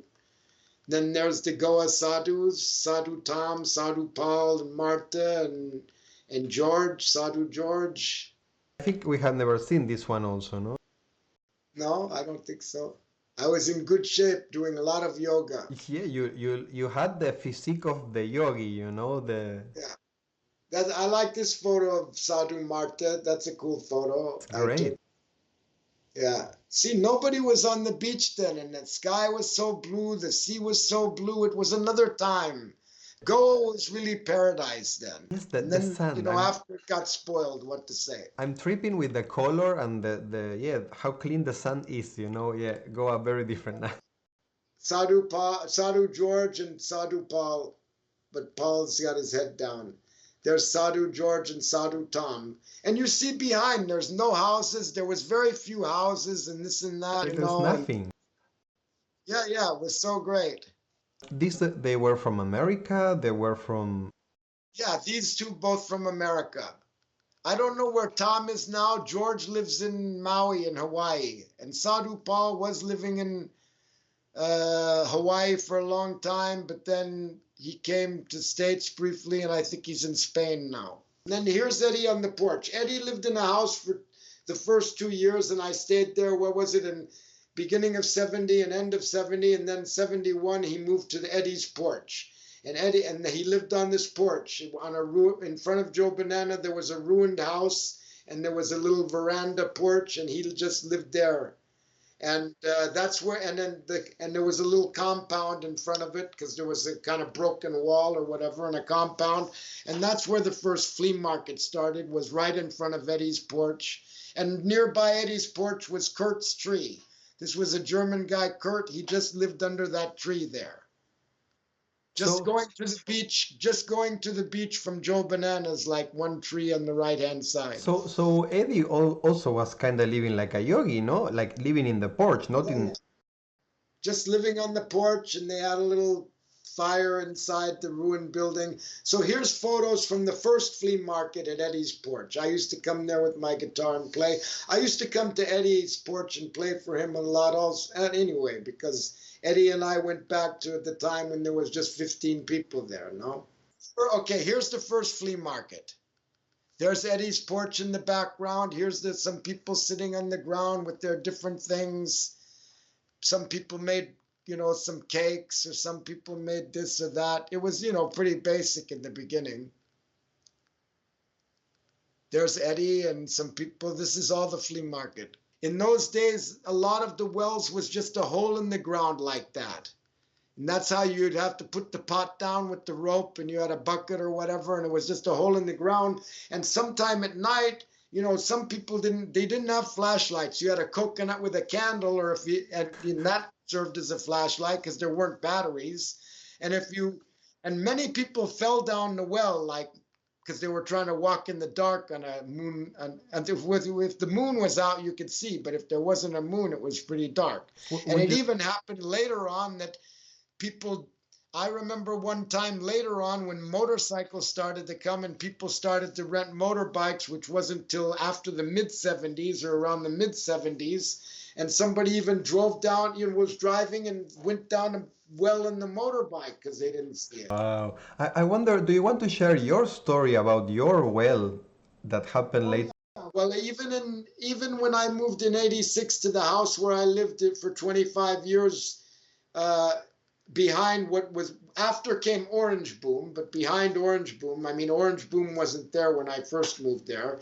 There was a well there in front of my house, and it was just a hole in the ground. And I saw the women coming, taking water like that, and they had their shoes on and kicking stones in the water, because they're standing on the edge, pulling up the water like this so hard. So I thought, I just took it upon myself, and I called a mason, and we built a wall around the well, so that and then we put a thing like that on top, and pulleys and rope and everything, so they could just put the rope around their pot and put it down and thing, and they were so happy that the whole village was so happy with me. Nobody would ever do that. And every year I had the well painted, whitewashed, so it looked nice and clean, and they never forgot that. I had such a good relation in my village because of the first thing I did when I moved to that village was fix up the well and make it proper. That's really nice. Here's Sadhu, Tom, and George at the flea market also. Oh yeah, then this is Hampi. We went in bus in Hampi in 73, 74, all that time. Every year I used to go. And in those days, we had a freak bus that came overland from Europe. I talked them into going. We all piled in the bus. And in those days, you could just pull the bus into a ruined temple and camp out in the temple in those days. Now, of course, you couldn't do that. You need a lot of people so that somebody stayed there all the time, because otherwise the monkeys would take everything. But anyway, this photo is taken, this is at Pampa Sarovar, which is one of the 4 holy lakes in India that I was mentioning before. One of them happens to be at Hampi, on the other side of the river from Hampi, Pampa Sarovar. It's a big pilgrimage place, one of the 4 holy rivers of India. This Baba was standing Baba, who was doing his tapasya right there next to the lake at Pampa Sarovar, and he stand all the time leaning on a swing. It's a certain kind of tapasya, a certain kind of austerity, spiritual practice. You can see his legs are really big because he stands all the time. It's the same tradition like the people holding the arm. And... Yeah, like the holding the arm. Yeah, this is tapasya. Yeah. Okay. Here's up on the top of the hill, because Hampi was also the place in Ramayana. It's called Kishkunda, and that's where Hanuman was born in Hampi. On the other side of the river from Hampi town is all those places. The Sugriva's cave, Rama and Lakshman stayed over there many places. Hanuman was born on the top of the mountain where there's a temple up there, and there's a ancient place. So this is up on the top of the mountain where Hanuman was born, playing my Nagpani, that same one I just showed you. And this is also there on the top of the mountain at Hanuman's birthplace. And this is back again with that standing Baba at Pampa Sarovar with some of the people I went to Hampi with on that trip. Then here's staying in the temple, like what I said, we just pull a bus into a ruined temple down from Vital Mandir, right next to the river there. And between Vital Mandir and the river, there was this nice temple I knew that had a place where the bus could just pull in and enough place for everybody to sleep and we could make a big fire. And that's us camping out in the temple in Hampi. Wow, amazing And that after you could that, do that. then after that, we went back to Goa, and then I went to Nepal because you could stay in India 6 months or something, and then you had to leave. And we usually went up to Nepal and then down to Thailand and whatever to get a new visa. Here's in Nepal, up near the Chinese border with Chilam Jeff.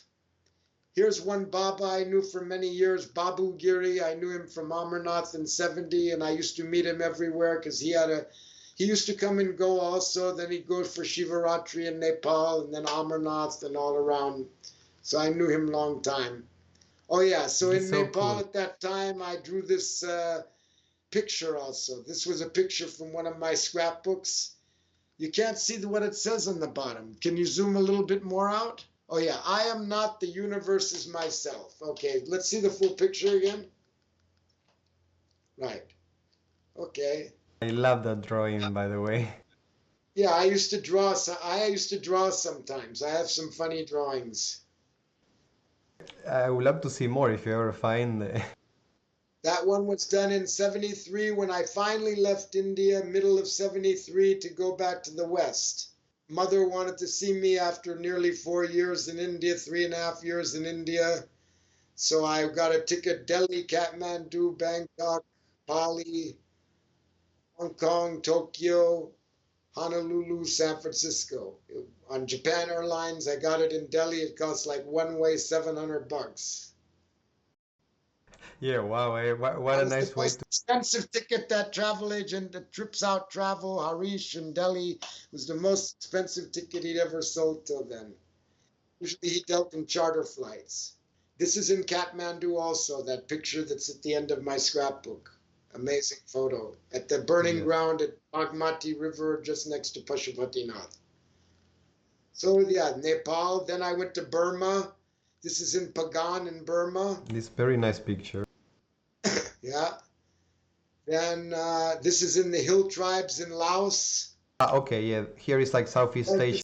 this is in Bali, playing music in Bali. Then I went to the States. I stayed like 1 month and bought a one-way ticket back to India because I got culture shock. It was crazy here. I lasted 1 month and then went back to India. Then this is a nice beach scene in Goa.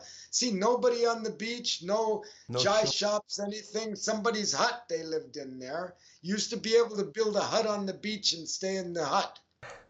Wow. You know, it was before chai shops on the beach and all that. See, nobody on the beach and no buildings and sand so clean. And so I wanted to give an example of that. Nice, huh? There's Eddie again. Eddie was always a big part of Goa. Here's on Eddie's porch again. Eddie was like, you know, the godfather of Goa. What to say? I see. Yeah, and I love that he took like the yogi practices, yeah, just by himself somehow, no? Yeah, he was an incredible guy. And here's a great picture on the porch. This is Eddie and another guy in the pink t-shirt next to him. Some people in Goa might know, although they didn't know him like that because it's so long ago. He looks so young. That's Mushroom Jack. Yeah, I haven't met him, but you mentioned him. He was Eddie's sidekick from the beginning. From the beginning. So here's again in Flea Market playing guitar. Yeah, it was a place where we used to jam in the flea market. You know, like I guess that's always still probably a tradition. Yeah, it was quieter in those days. Then somebody made this newspaper in Goa, Stone Pig. I love was that a it little says published irregularly. Yeah, that was a little newspaper that one guy Thoreau made, and every so often, you know, sold in the flea market or whatever, and every so often had an issue out. He didn't really sell them. I mean, he got it, and here's the Stone Pig's map of Anjuna. Rice paddies, and here's, what is it? Starko, see here. The other side on the bottom, I guess, is Joe Bananas. Rose Garden. Then down here would be Joe Banana, where it says Anjuna Beach. Right. So Oh, anyway, it's pretty accurate, the map. Yeah. right. So that was an old map of Anjuna. Here was a drawing by Vidal, who was an artist, one of our great artists of the time, and that was they made a little collection of the first 4 Stone Pig magazine and put it in this folder, and he sold them in the flea market. The Stone Pig, Amazing. free. Then here's one of the first band we made in Goa was before the equipment came. We used to get some equipment, or no, there was we got some equipment from Mopsa, from August Braganza, who had a band called The Band, and later he made he lived in Arpura after when he got married, and then his son. We used to get his equipment, and we made a band called Loose Goose with this guy Guy Hynek.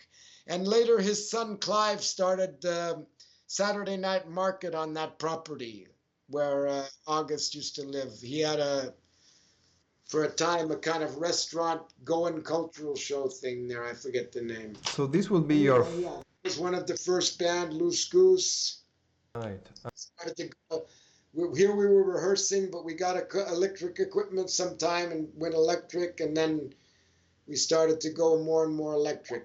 Oh yeah, back to Bali. Here we are, 74, back to Bali. And it was Fantuzzi's birthday. Fantuzzi was also a musician who played in Goa a lot, and we made some we were all gathered in some time in Bali, and we made some things on the beach with acoustic music and dancers and the first kind of things like that in Bali also in 73, 74. And this is a little booklet that he made in 74. Him and some people traveled together, the Butterfly family, and it was the precursor to the Rainbow Gypsies, and he's an elder of the Rainbow Gypsies and went to all the rainbow gatherings from the beginning. I see. And, so many people from that would know Fantuzzi because he's one of the elders of the Rainbow Wow. Gypsy. And so he made this thing, and there on the bottom of this page is one of the first things. They took something from one of my songs, and it says Goa Gil there. I was already known as Goa Gil for a while, but that was the first time it came in Oh print. wow. Okay, that's important. Yeah, I was already since a while known as Goa Gil. And then 75, 76, Anjuna Beach is live, the Stone Pig. So we finally get to the moment where there was electric music happening. Yeah, now that somebody went to Hong Kong and brought amplifiers and guitars and drum set back from Hong Kong and put it on the beach on a little stage, and there was jam sessions every full moon in the beginning, like this.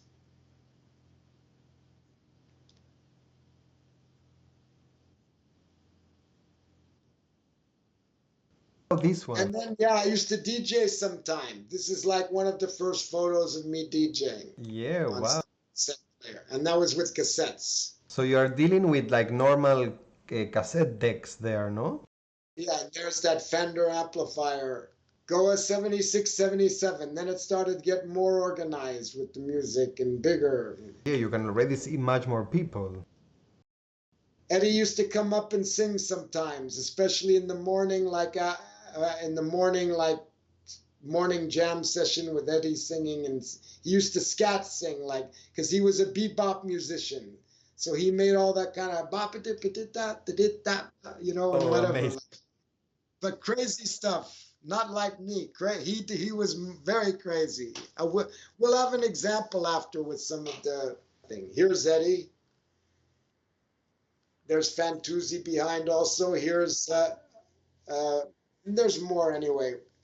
Here's also then there's me on the left. Terry Tarnoff used to play harmonica. Michael Kranzler played some percussion.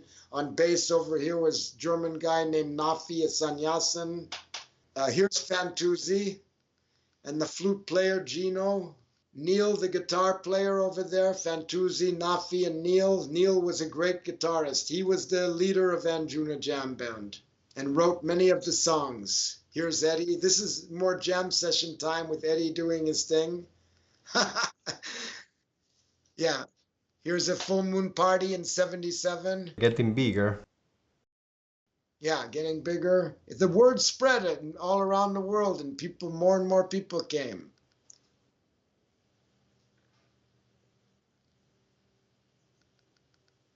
The dance floor. Yeah, this is a little, this is actually a little, there's the music house. In 76, 77, the guy with the amplifiers didn't want to do it anymore, and he sold everything to me, and I rented this house in Shapora called the Music House. It was right at the top of the hill where it goes down to Shapora. And in that time, nothing else was around. There was this big house and another big house down there where they were my landlords, and that's where that Cafe Roma is now. Ah, okay. And nothing was around. It was all empty. And we lived here. I put the sound system. I mean, I got the amplifiers. I went to the States. I got a mixer. I had a sound system built in Bombay. I put everything in the house, and all the musicians could meet there and practice and form bands. We had a little pub in that little house behind. Every Saturday night we played off the porch, and there was a whole driveway going to the corner where there was a ruin and there was a bus stop, and there was nothing around then in those days. And so on Saturday night when we played there, that whole driveway going to the corner became like all chai mamas and flea market and whatever. So every Saturday night was here at the music house, and every full moon, Christmas and New Year was at the beach on the stage. So here we are This at finally, Junagadh Band. This is like 77, 78 season. And maybe this is a good time to play Kali Does the Dance. Because this is about the time, I think this is when it was recorded. There was, there was two main bands, and Big Dipper Band was that guy in the middle was in a band in England called Beckett that was quite well known.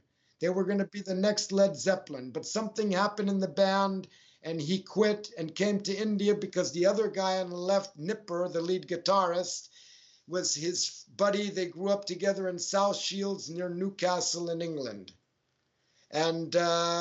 And so he came there and joined them, and when they sang and played guitars, it was like they had a harmony like the Everly Brothers or something. It was so good. So they wanted to make a band because we had this equipment, and they asked me to play bass, and I brought along my friend Jimmy, who played drums from California also, and that was the Big Dipper Band, which played English rock. The Anjuna Jam Band was more like jazz rock fusion, Santana kind of like sometime, like all kind of influences, and all the songs like written in Goa, like really homegrown Goa music. yeah, I think you had mentioned that before, no? That Anjuna Jamban was very Anjuna Jamban, no? It could have not have happened any. Any good musician that passed through who was really good, usually Neil would get them in the band to play for how long they were there. We had saxophone, trumpet, violin sometime, with Hungarian violin and all different things. We'll see. We continue on now. There was the calendar, 70, New Year's morning, 77, 78. I had this calendar printed up, and we gave them away free on the dance floor on New Year's morning, 78. Collectors, I think. Okay, then here's a view from above of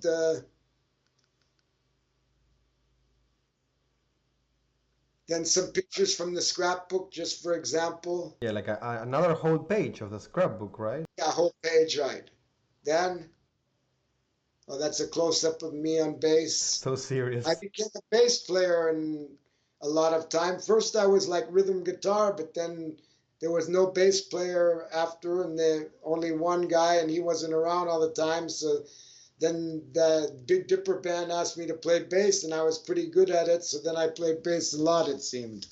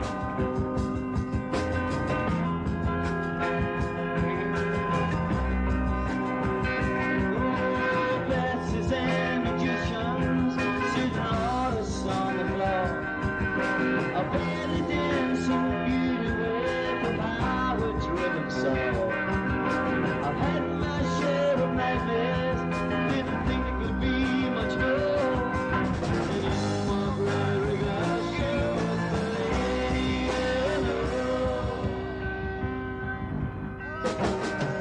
She tied my eyes with a ribbon of a silken ghostly thread. I gazed with troubled vision on an awful ghostly bed. There ain't no use the tickets, the nickel of my head. Lady, come along with her to the land of the dancing dead. But it's alright, lady and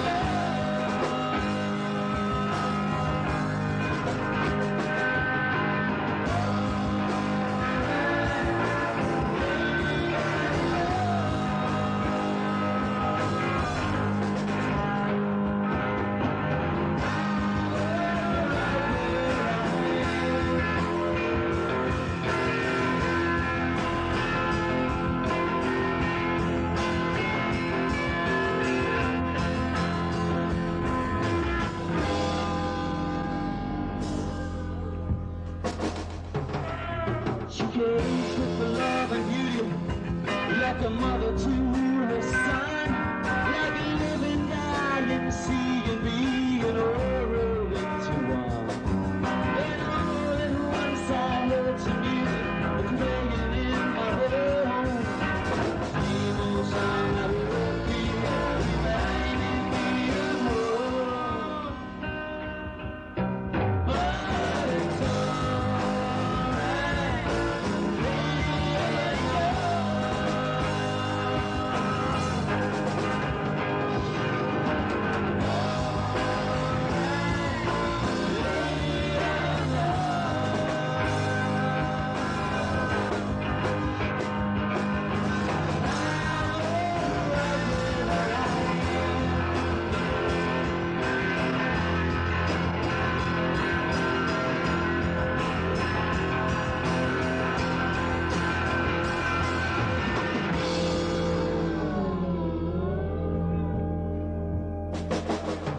then he's creeping on towards me, lifting lips with tongues of fire.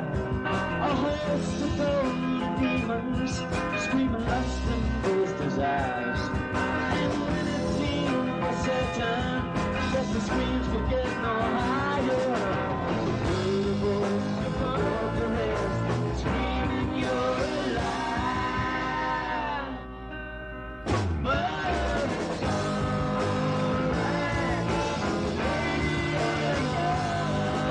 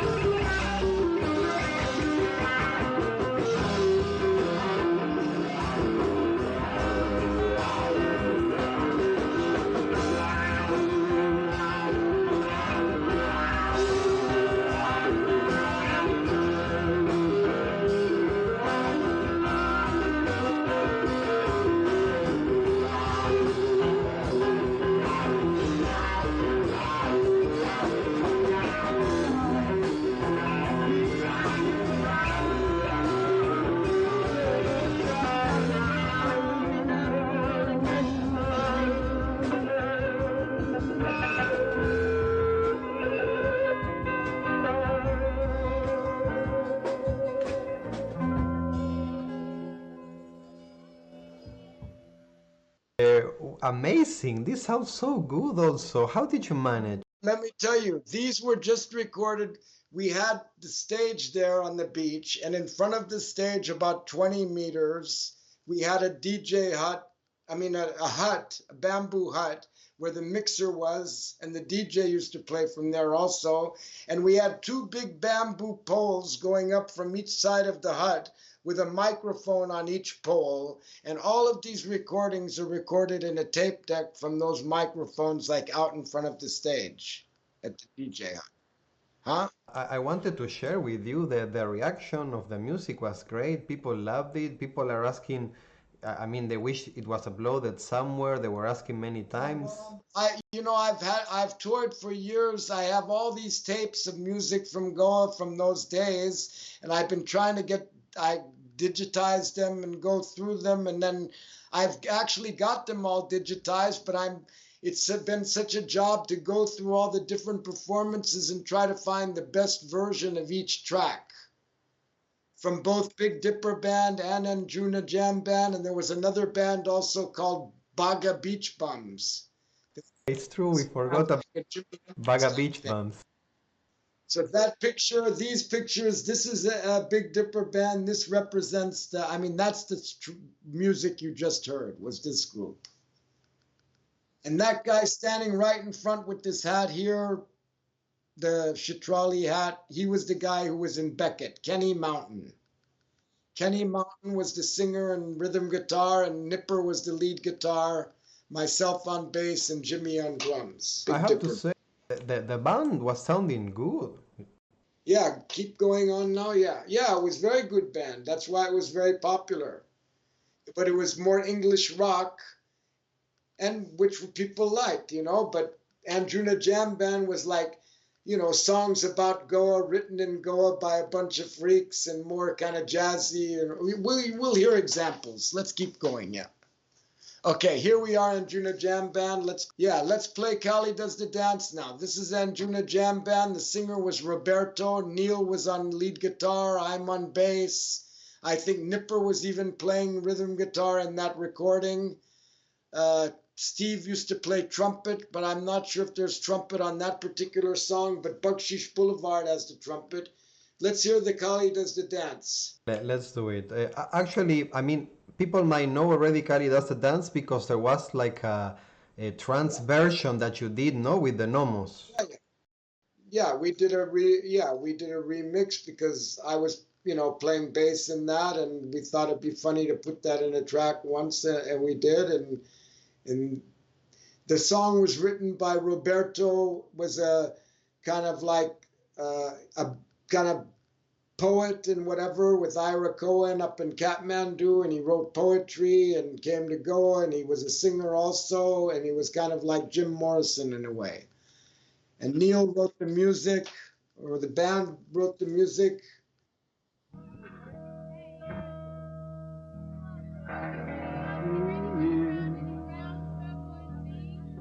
Round turquoise beads, have you found?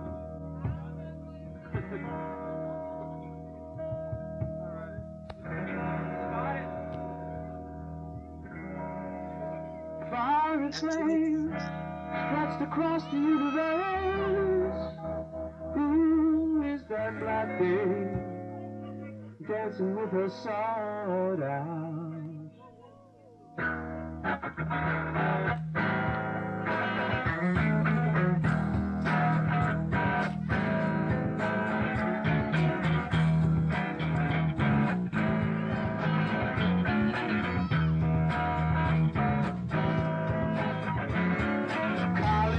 The dance of destruction. Shiva lays down to watch the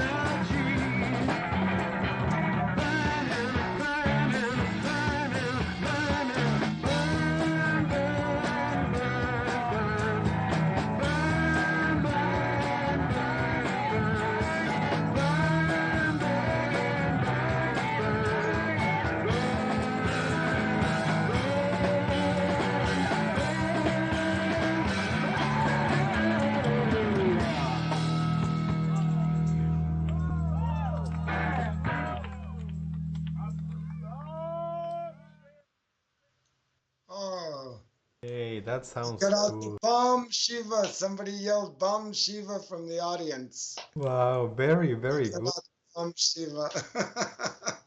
I love it. You can hear also your bass there, you're blasting it, and sometimes the band was tight. Yeah. Very good.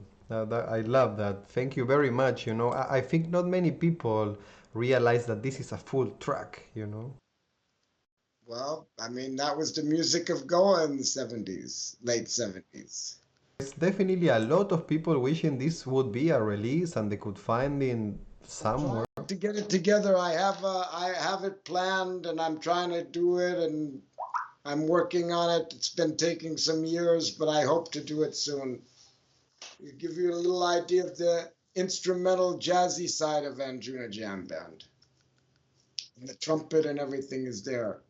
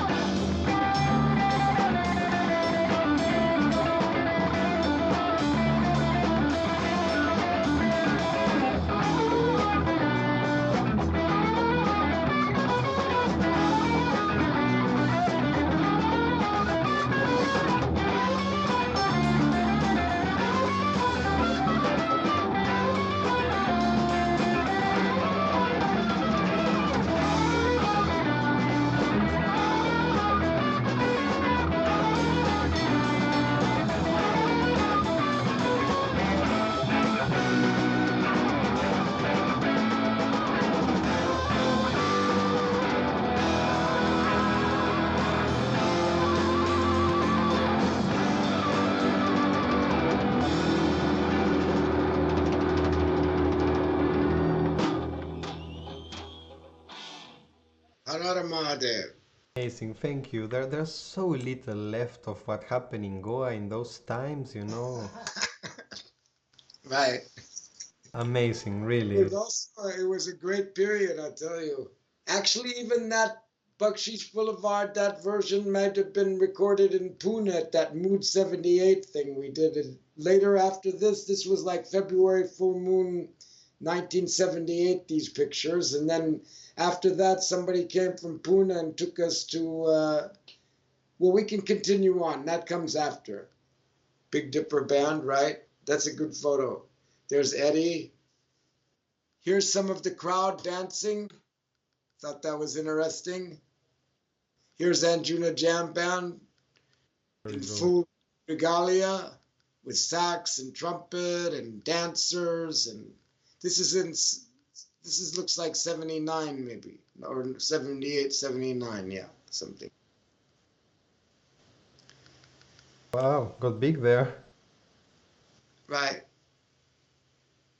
Some of you might, that little boy there on the standing on the beach looking at everybody swimming is Dana. Some of you might know him. He takes care of my Facebook page and Instagram and is kind of my manager now and everything. He grew up in Goa. Say hello to Dana's little butt. Hello, Dana. And I just wanted to show some of the people, I scanned a couple pages of scrapbook just showing some of the people that were around. That guy up in the right was Roberto, the singer who wrote Kali Does the Dance. These were Pippi and Alan Zion, and I forget the Italian girl's name. And Alan Zion was like the mayor of Anjuna. He did a lot of things for the public. There's Trumpet Steve, Eight Finger Eddie, and I forget these girls' names. There's Brigitte, Anami's mother. She was the cake lady. She used to come around everybody's house and make and sell cakes, her cakes that she made. Amazing. And she always dressed up really, till today, she has a really unique style of dressing and makes clothes. And a lot of people must know Brigitte and Anami.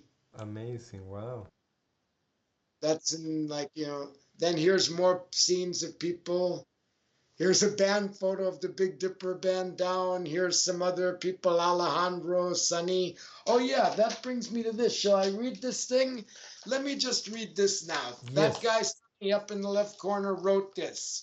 Okay, can I read it? Yes, please. We have time? Okay. This is written February 26, 1978.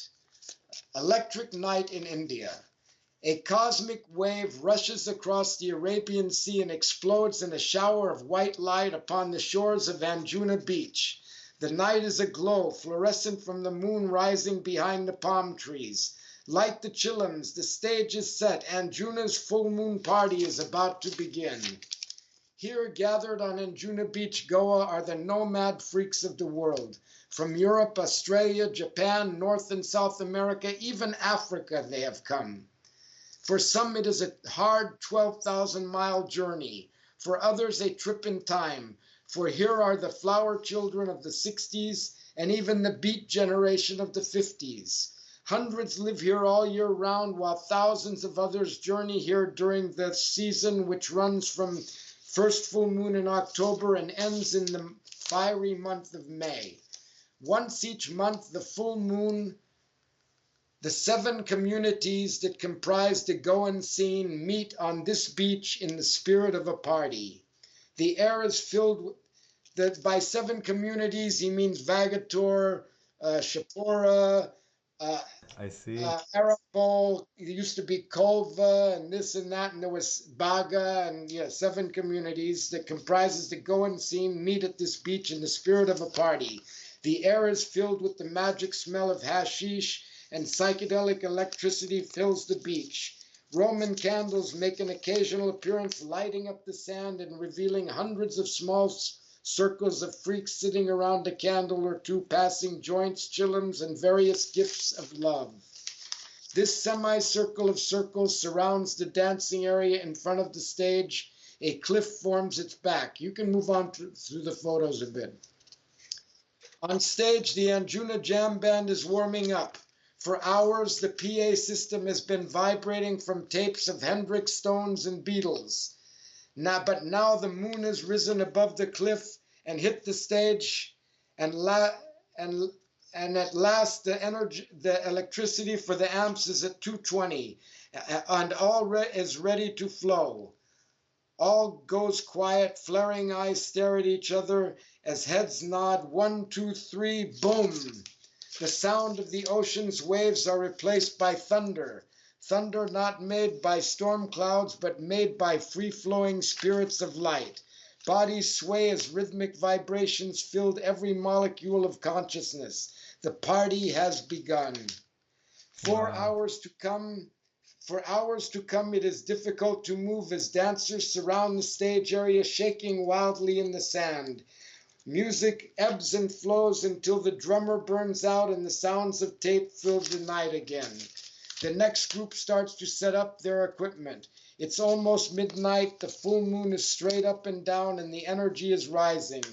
Having arrived only 8 hours before, I was filled with gladness to see so many old friends from previous seasons. It felt great to just be alive, having almost crashed in our flight from Bombay to Goa that morning.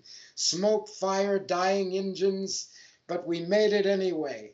So when my feet touched the ground at the Goan airport, a smile came across my face that 8 hours later is still shining bright.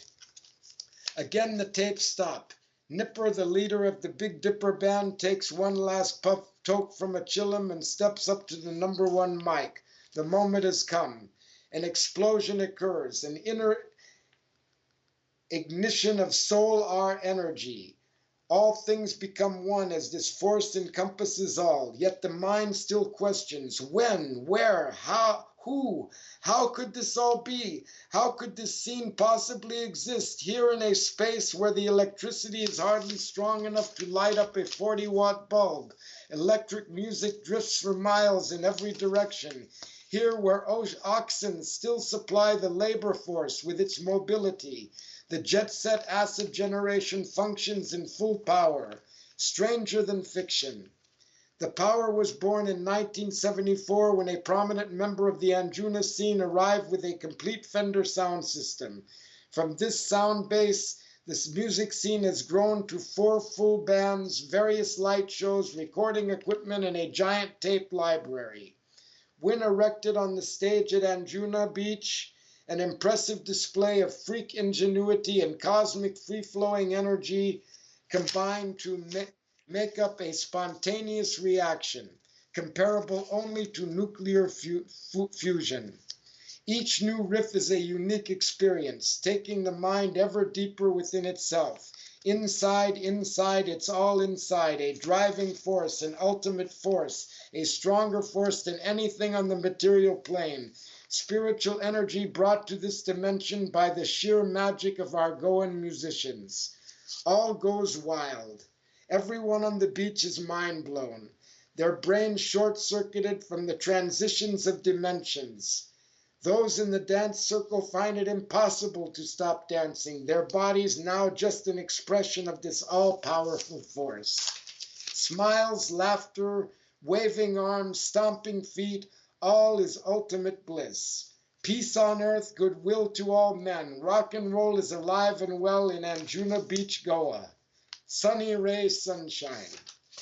Wow. That was the guy who wrote it. Sunny Rays Sunshine. Wow, amazing.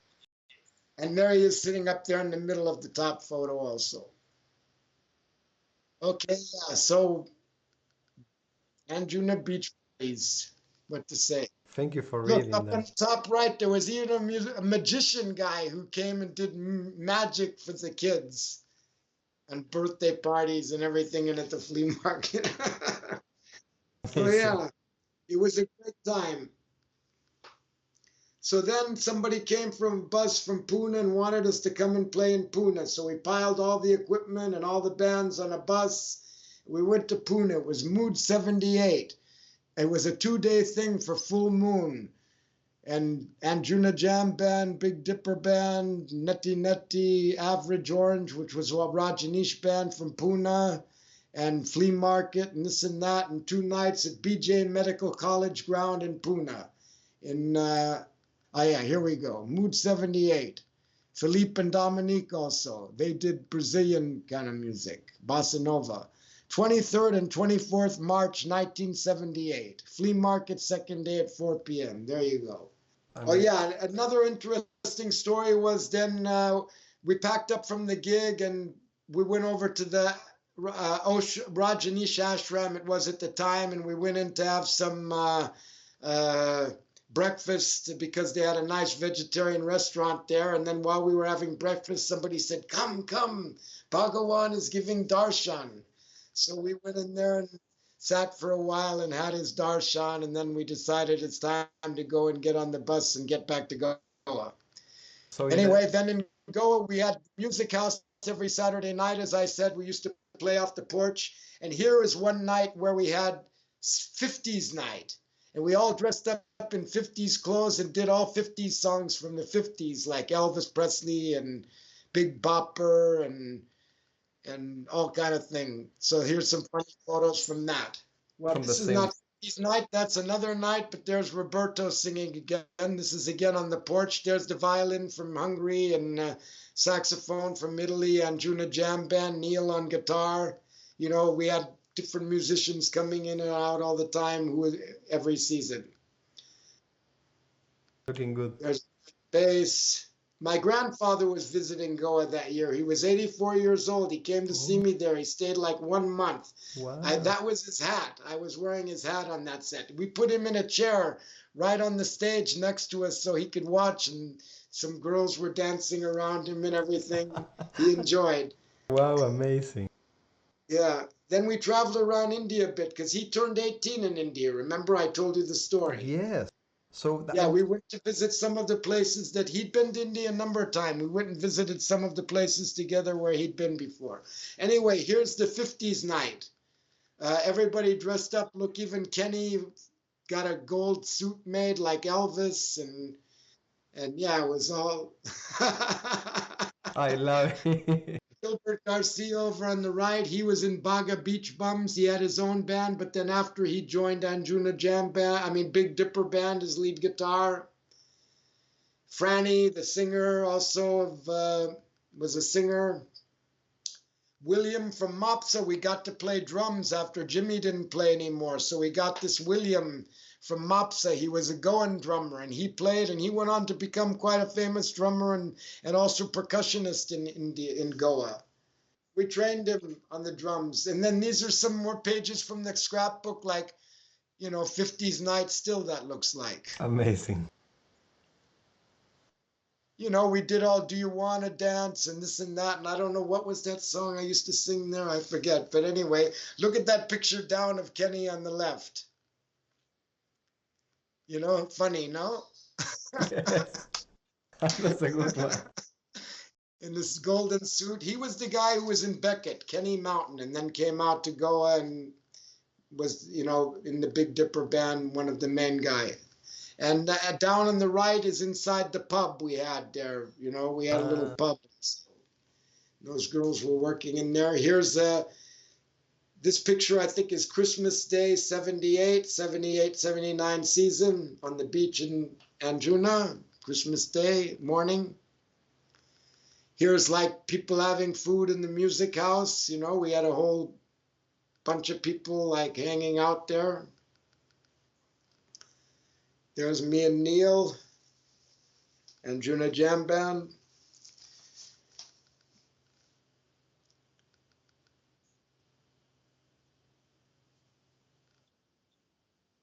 We are getting okay, close. Now we should play that jam session with Eddie just for an example. Just for a little example, because we used to have all night the bands and DJs in between. We had 4 or 5 bands at one point.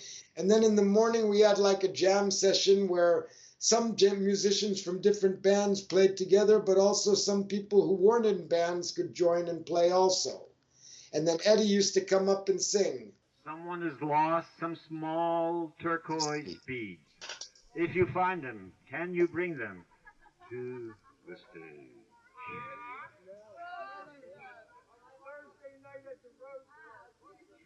Ladies and gentlemen, and another announcement. Thursday night, At the Rose Garden inland. Who's playing? The regular groups. The regulars.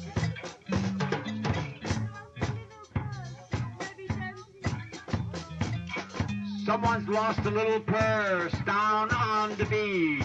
If you find it, bring it to the little girl right down here.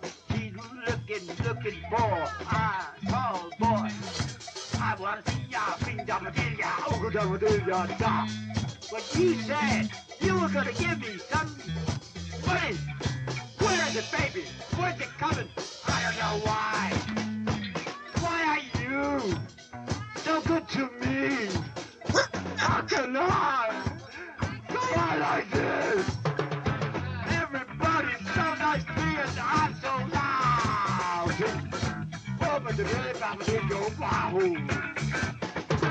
You said you were coming with some money.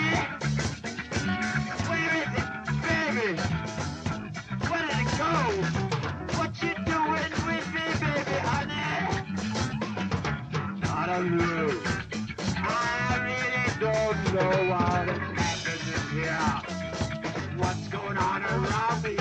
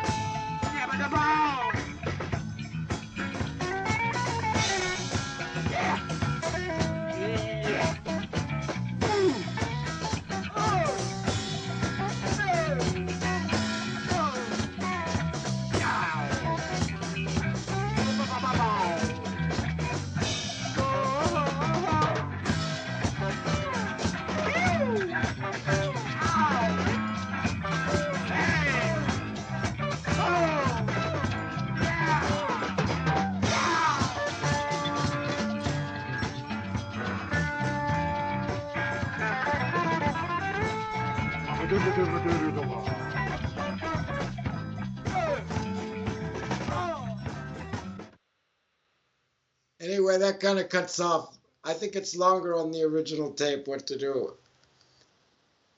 All And I right. think there's better examples of Eddie singing also. I mean, but that's what I had there somehow. Oh, And that's fun. I loved it. Thank you very much for sharing this. Some people were comparing it to Frank Zappa. yeah, right. Eddie was a trip. Now that we just heard Eddie singing there, let's just show a little bit of the beginning of the video, not just that first part about the beginning of the flea market, no? I was going to a party and somebody asked me in the car, we were going in the car, and somebody asked me, how come there's no flea market in Goa? I said, what the fuck's a flea market? And they said, they told me.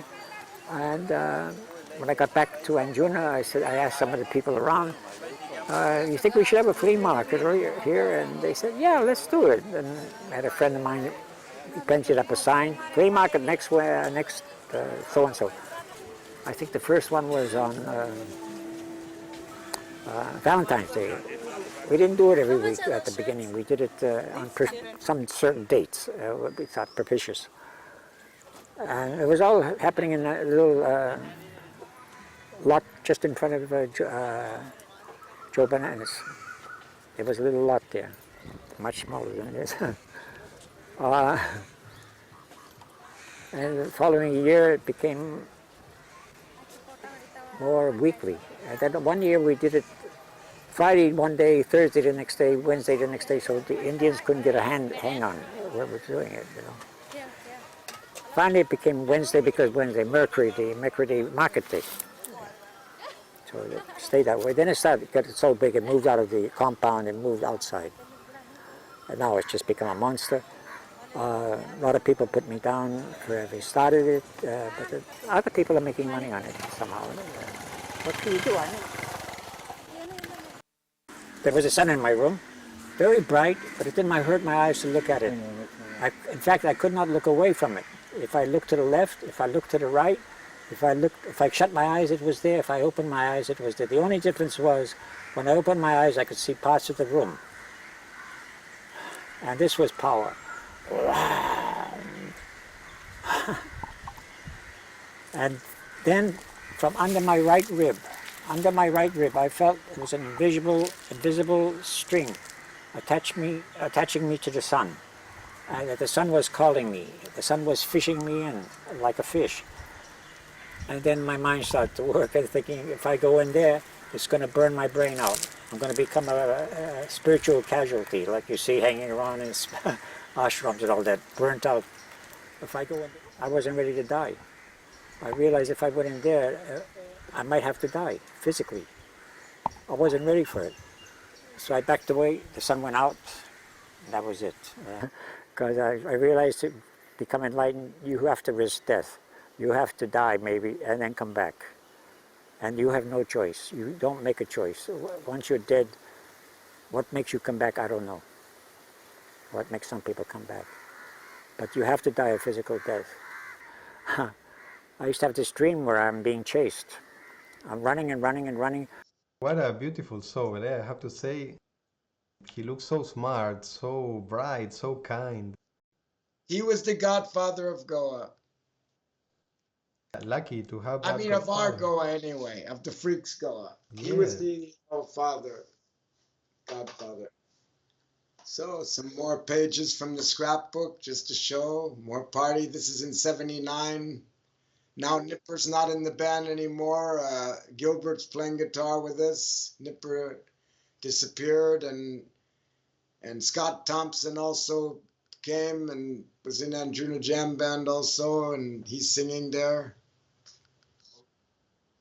And oh yeah, this guy in the middle down here in the bottom photo, Steve Madras. He's the guy who brought the amplifiers from originally from Hong Kong.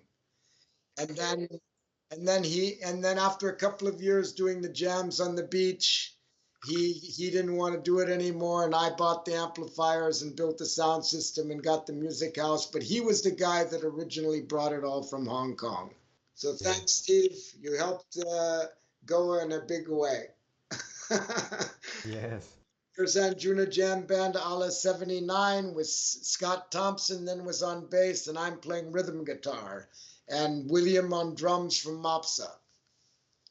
Neil on guitar. And then this is the end. Yes. Goa. This is a postcard that Remo did. He did a whole series of postcards around that time. Goa. It makes you feel like the rest of the world just doesn't exist.